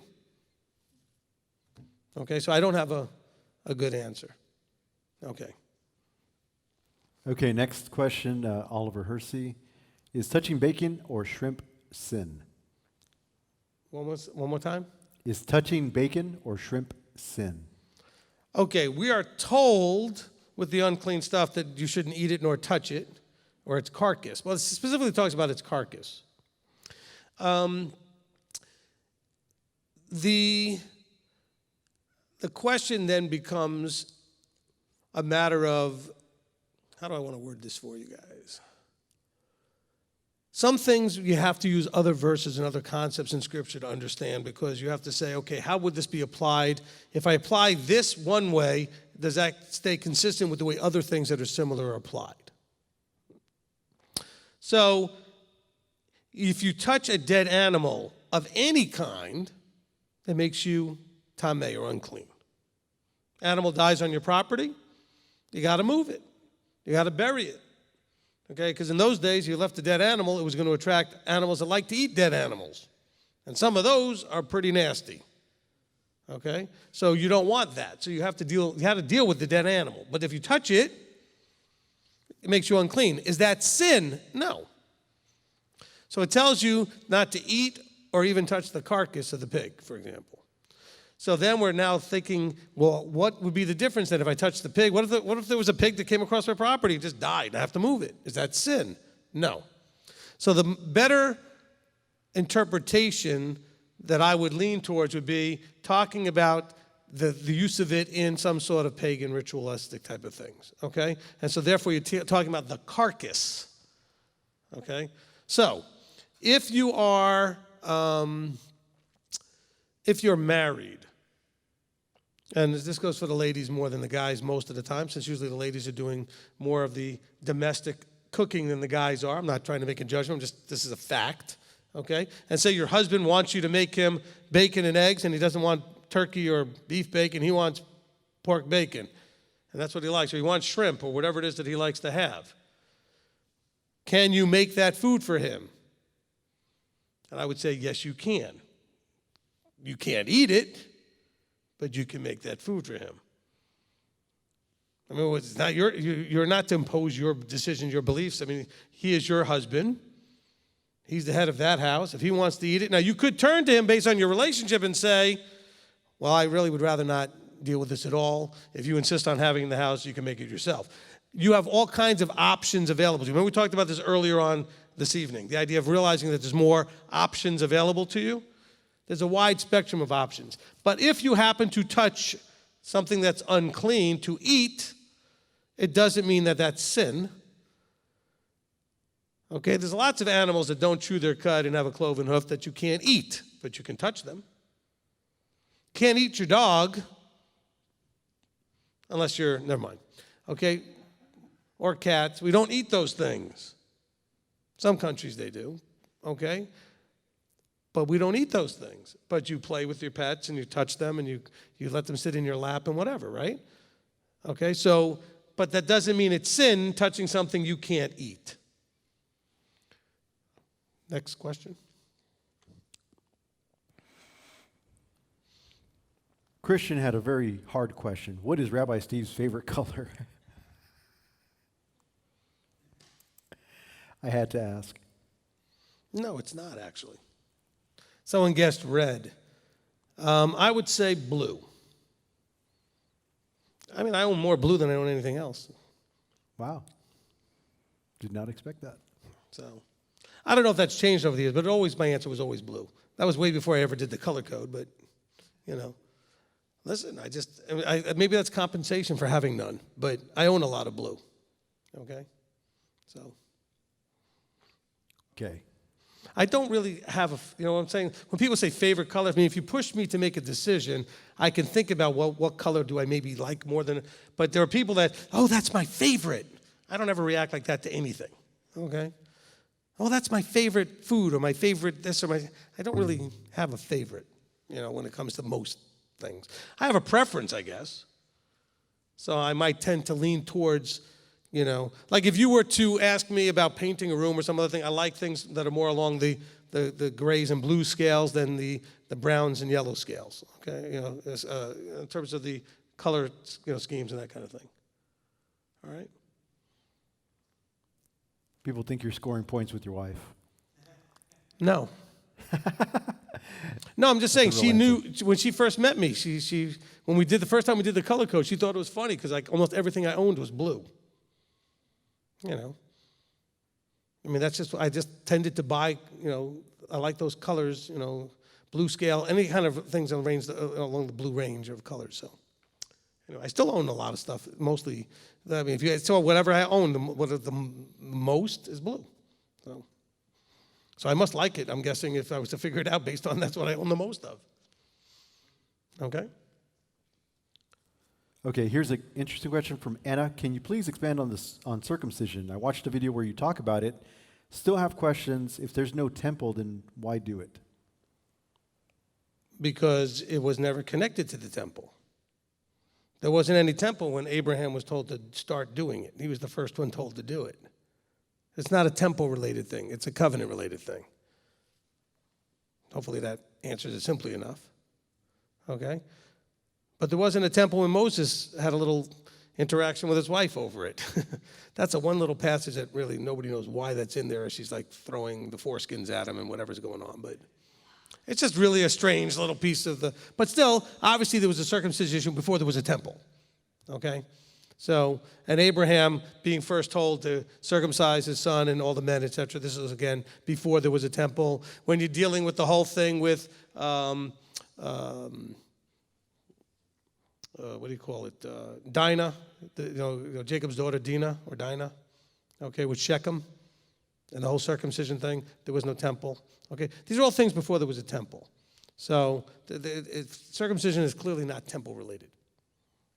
Okay. We have a newer person on there. Her name is Libby. She wants to know: does Rabbi support Christmas or Easter?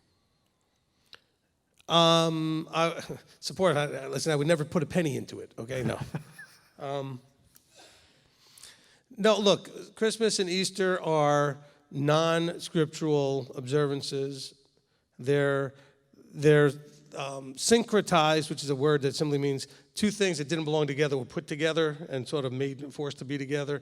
So Christianity adapted and adopted some pagan beliefs and observances and moved them into their belief system. That's called syncretism. We only follow, for those that are new, and now notice I want the rest of you to notice what I'm doing. I'm not mocking it, picking on it, or any other thing. Look, that's something, by the way, if you want, for a new person, look it up in any Wikipedia, encyclopedia, whatever. It'll tell you where Christmas and Easter came from, and they're not from the Bible, okay? Okay, Christmas comes from the Saturnalia, which was something that was being observed in the Roman Empire, and Easter comes from Ishtar worship, okay? So neither one of those are scriptural. Now, the fact that Ishtar or what they call Easter today happens to be at the same time period as Passover, that made it easy for Christianity to sort of co-opt that. Christmas was a lot tougher. So they had to really go out on a limb and stretch and go, well, we don't know when Messiah was born, so we'll just claim it was here. Okay? Some way we need to co-opt this pagan observance that everybody loves so much and kind of incorporate it. So we do what Leviticus 23 tells us are the observances. That's where we find our authority for what to observe. Those days are all listed in Leviticus 23. If you're new, I have a teaching called an introduction or intro to the appointed times of Yahweh, and maybe one of the guys online will just post you a link, and you can go ahead and click on that and watch those teachings. But it's a good question for a new person. Okay, you just need to know that it's something that is not actually in your scripture anywhere, and it's actually goes against Scripture in terms of bringing... Well, there's an important teaching that I did called "Do Not Do As They Do," in which in the journey from Egypt into the land, many, many times Yahweh told them, as you go through the lands of these other nations, do not learn to do to me what they do to their gods. In other words, don't worship me in the same manner, don't do the same rituals, don't adapt and adopt the same processes and protocols and all these ways of doing what they're doing. Don't do that stuff to me. I'll tell you exactly what I want you to do for me, and that's it. Only what I told you. Don't add other things to it. Don't incorporate other things. And so that's really what the church broke in a bad way by bringing in these other observances. Okay? Here's one on a subject you touch on every now and then. Keisha would like to know, can someone who wants to be a Nazirite still dedicate themselves as one in this generation? If so, how can it be done? All right, I did cover this during the Torah portion when we went through Numbers, 6 or 8? Give me 1 second. I'll give you the right chapter here.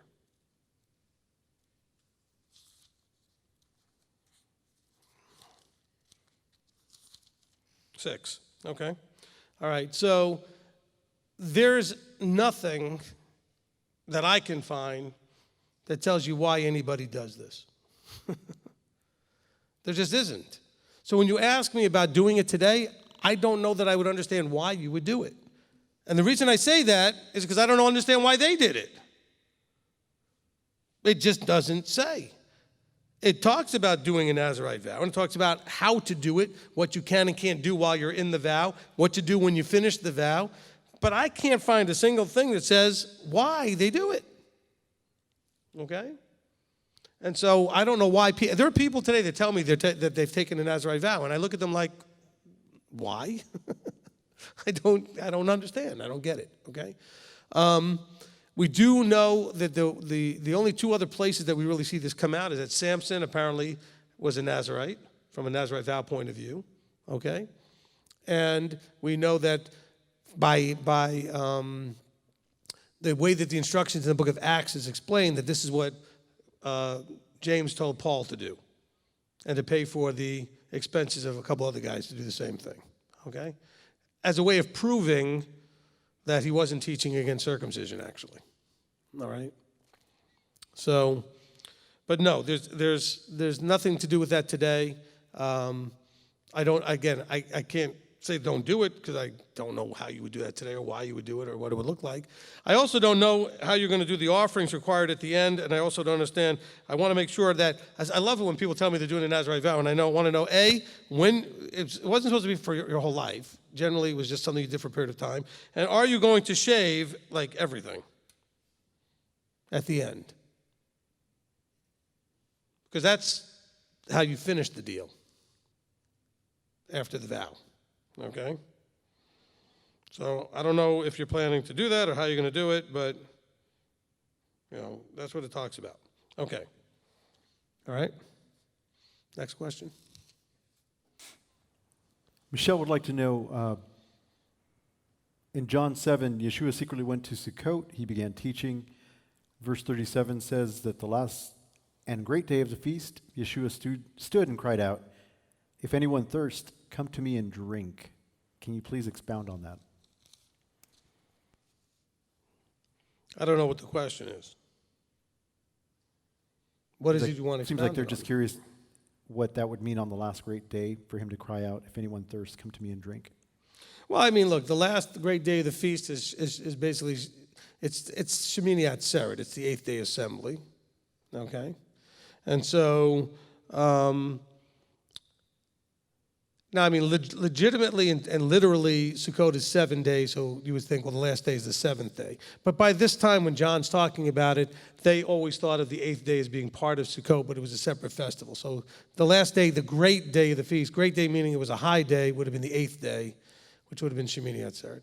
And, he stood up at that point, and he said, look, if anyone thirsts, let him come to me and let him drink. Let him who believes in me drink. As the scripture has said, out of his innermost shall flow rivers of living water. And this he said concerning the Ruach, which those believing him were about to receive. So the timing of this has to do with, he went secretly because he just wasn't his time to be seen and what he was supposed to be doing. He didn't want to distract from the feast. This is the end of the feast.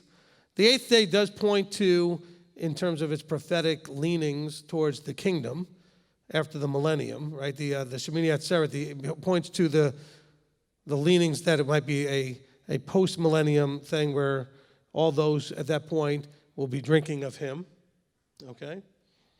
We look at that in Revelation like 21. And so to understand what he means other than this, look, this has always been his message along the way. If you believe in me, come and drink of me. Drink in of all that I have so that you can become me. Okay?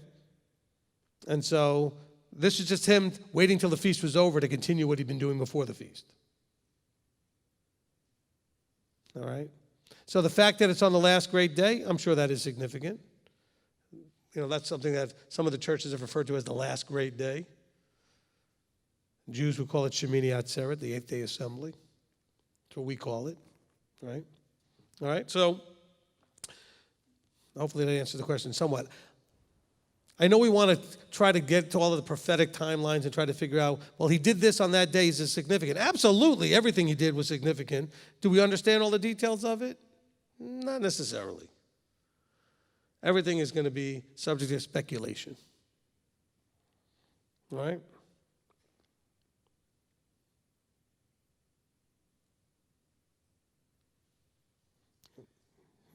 Waiting for me or had a thought? No, I was just looking at some of the verses that have to do with this. So, you know, I got to remember that he knew they were looking to kill him. He told them to go up without him. He then shows up secretly. So he did keep the feast. He didn't want to create a scene and a stir and disturb everybody's feast keeping. And then now that it's over, he stands up and say, okay, I'm back to doing my ministry, and they're going to arrest me eventually. And, you know, okay? Next question? Yep. Okay. Jeremy would like to know, how do you reconcile 1 Corinthians 10:27? Actually, hold on. In verse 40 in chapter 7, it says, many of the crowd, when they heard the word that he said, truly, this is the prophet. This is Messiah. This is the prophet. Imagine if he did that at the beginning of the feast, how much that would have distracted them from the feast. You see what I'm saying? So he waited till the end. Because look at the response that he got. Okay? So you want to read a lot more into it? Maybe there's a lot more into it, but that very simple part is good enough right there. You know, well, why is he doing this now? Well, he went quietly to the feast because he was going to keep it. He wasn't going to break the Torah. He kept the feast.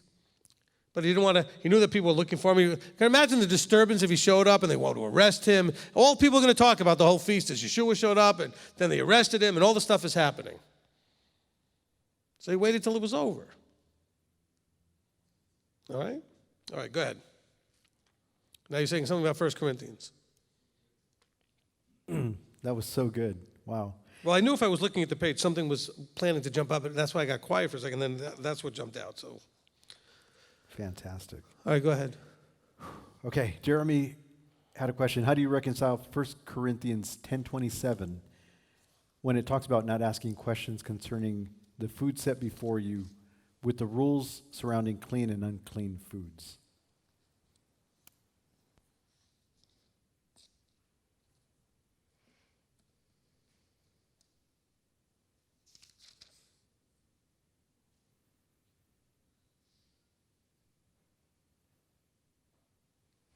All right. This is a good question. 2 pieces of information that you need. Okay? The first one answers the question without answering the question. The second one will answer the question. Okay, first one is this.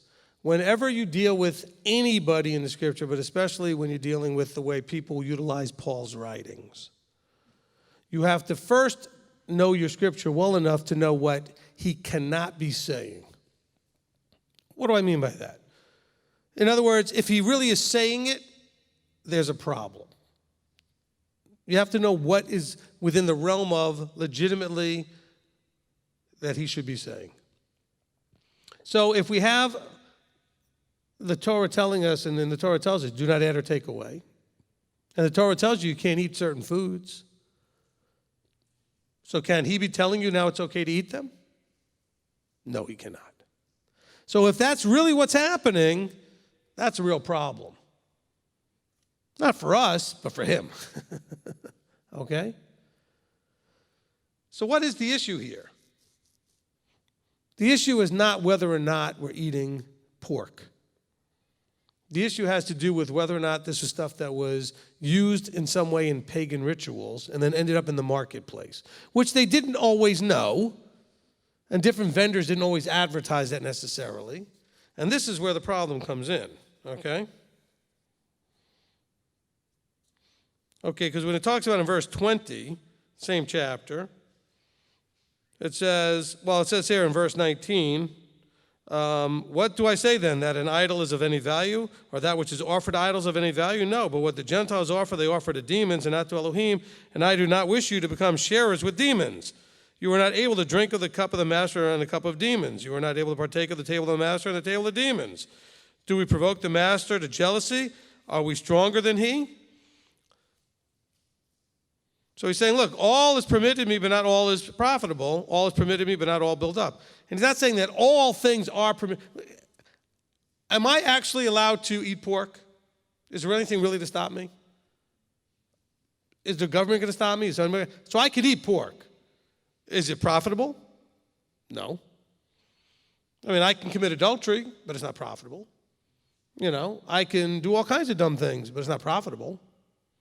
Just because I have when he says all is permitted me, he says, I can do a lot of things. But it doesn't mean that it's going to build me up. It doesn't mean that it's profitable just because I can do it. He says, let no one seek his own, but each one that of the other. You eat whatever is sold in the meat market, asking no question because of conscience, for the earth belongs to Yahweh and all that fills it. And if any of the unbelievers invite you and you wish to go, you eat whatever is set before you, asking no question on account of the conscience.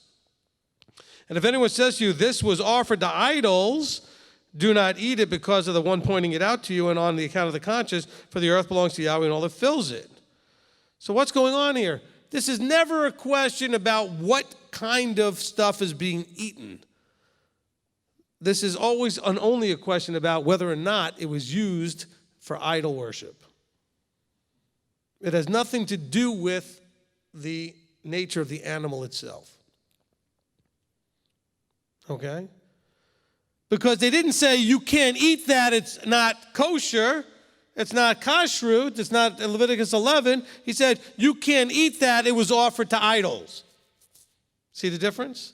Now let's remember that we're dealing with people who are coming into the context of Messiah through the early believers, which are all Jews. And then here Shaul is talking to people that are a mixture when he goes in different places, but maybe more Gentile than not. Okay? And they're hearing all about the other Jewish believers because the majority were Jewish to begin with. And they're trying to understand the Torah laws coming into all of this in relation to also the pagan temples that were all around them. And they did not have any lack of what we have, the same thing they have, which is people going, oh, look at you. Didn't you know? Oh, that was offered out. You can't do that. Oh, that was used for this or that was used for that. And everybody wants to point the finger at everybody. And he's saying, look, if you did not know that something was offered to idols and you ate it, that's not a problem. But if somebody points it out to you, for their sake, at the very least, you shouldn't eat it. He says, you know, if any of the unbelievers invite you, which means that they're not keeping the Torah law, and you wish to go and eat whatever is set before you, you're not just going to eat whatever. It means whatever that's allowed to be eaten before you. You can't eat pork. You can't eat shrimp. You can't eat any of that stuff. He says, ask you no question to count as conscience. The verses before and after are talking about what's offered to idols. That's the issue. See, you have to use context. You guys have all heard me say this a lot, and the new people watching have not. Who's talking? Context number one, Shaul, the Apostle Paul. Who's he talking to? Well, the Corinthians. What's the actual issue? Where the meat came from. Not what kind of meat it is. There's no issue here about whether or not it was appropriate meat. In other words, with the animal it came from. There's no issue whatsoever about that being discussed here. If there was, there would have been a much bigger problem than whether or not he was teaching in circumcision. Okay? This had to do with whether or not it was used in pagan worship. You got to remember, they did so much of this pagan worship that the priests weren't going to eat it all. So they take whatever they slaughtered and offered, and they bring it to the marketplace. So that should hopefully answer the question. Okay? It's after 10:30. I think we could probably wrap with that. Just one last one. Sure. I think just because this is a newer person, we have a lot of new people online, which is awesome. How many we got on? Or what was the big number today? 308 right now. I think the most I saw was like 317. Well, praise Yah. Glad you guys found us and that we're able to help. Holly had a question. Is being covenanted something that we would need rabbi's confirmation, or is it just between Yahweh and myself? You know, covenanting is something that you think of it more like a wedding, okay? It's something you're doing privately, but you do it with witnesses in front of people. You make your covenant so that people around you are aware that you've covenanted. Okay, so we do that like when we do the mikvah. Mikvah is a ceremony that's very much related to covenant. You know, Israel did that at Sinai. It was an individual thing as well as a national thing that was done with witnesses. And so, yes, covenanting is something you do privately, but really it's something that the community at large, that you're, the Torah observant community and covenanted community would know, hey, I'm covenanted. I made a covenant. I made a commitment to do what Yahweh says. Okay? All right, but ultimately it's like when he says walking out your own salvation, fear and trembling, it's a private thing. Okay, it's something you individually do. Okay? But just like if my wife and I ever decided before we ever got married in public or anything else, if we just decided we're married and never told anybody, didn't do it in front of anybody, and then all of a sudden somebody saw my wife or myself with another person or doing some other thing, they wouldn't know that that's inappropriate at all. They wouldn't know that I'm married or she's married. But you do these things in public, even though it's a private commitment, so that the rest of the public knows. Okay? And if you do it in your community, the community can help you when they see you going in a certain direction. They might say, wait, hold on, you might not want to go that way. Or you may not want to do that. New people especially buy stuff in the stores and they don't read the ingredients as maybe thoroughly as those who've been doing this longer. And you might see that they bring something to the service and you happen to look at the ingredients, or you already know that that particular brand is a problem, and you might be able to say, hey, I know you're new, so you might not be aware of it, but see this ingredient here? That's actually something we can't have. Now, I'm not going to do that if the person's uncovenanted and they're not in our building. Obviously, if they come to our building, it's different. What I'm saying is, if I'm just out there in the world and I'm at somebody's house and they're not covenanted, well, they might have it. Well, who knows what they might have? That's not their relationship yet. So it's not for me to say anything. Okay? So it's a good question. Okay, but you don't need man's approval. I guess that's part of what the question was. Okay? You don't need my confirmation of it. When I put people in the water, they say 8 covenanting type declarations. I have no idea how much they understand what they're doing. It's not my job. I have no idea how much they actually will commit to what they made the statements of. It's not my job. I was just there to witness it and preside over the ceremony. The rest of it's between you and him. Okay? I was just like a master of ceremonies. I was just the facilitator. Okay? All right. And that'll cover it? We're good. All right. Well, since you got the mic, why don't you close us in prayer? Stand up. Sure, everybody can go ahead and stand up and we'll close in prayer. Abba, Father, thank you so much for allowing us to be here today for Torah, to learn your word, to learn how to become better people. Help us to continue to walk this out, Father. Help us to hear what we need to hear and take to heart what we need to take to heart. Abba, we are truly a broken people, and we need you. Abba, I ask that you really help us to immerse in your word. Help us to take with us the words that we needed to hear tonight so we may continue to learn, to grow, to build that relationship with you, that we may not let you down. In Yeshua's name I pray. Amen. Amen. Amen. Thank you, Manny. Thank you, all of you, for participating, all those online with all the questions. Great questions today. Now, just so you know, if you're still online, we started a new thing a few months back where every so many weeks or so, we'll do this on Shabbat. We'll just take questions on Shabbat.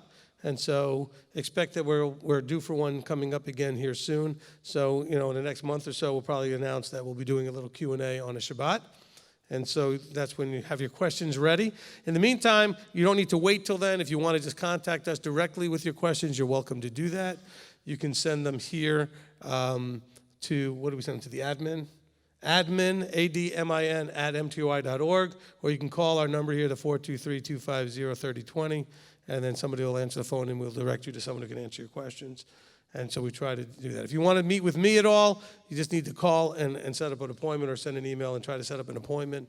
I do have times blocked out on, throughout the week that the staff can go ahead and put you on my schedule. And just be patient. Some things come up sometimes and I'm not able to make it. So don't be offended if I miss your appointment.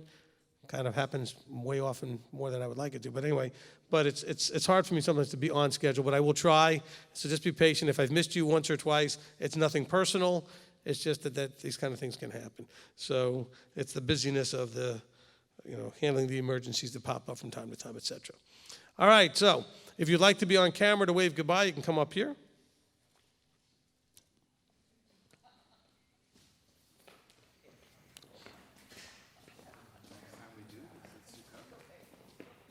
Yeah, don't forget, next week there is no Tuesday night study, so we'll not have one next week. The next Tuesday study will be during Sukkot.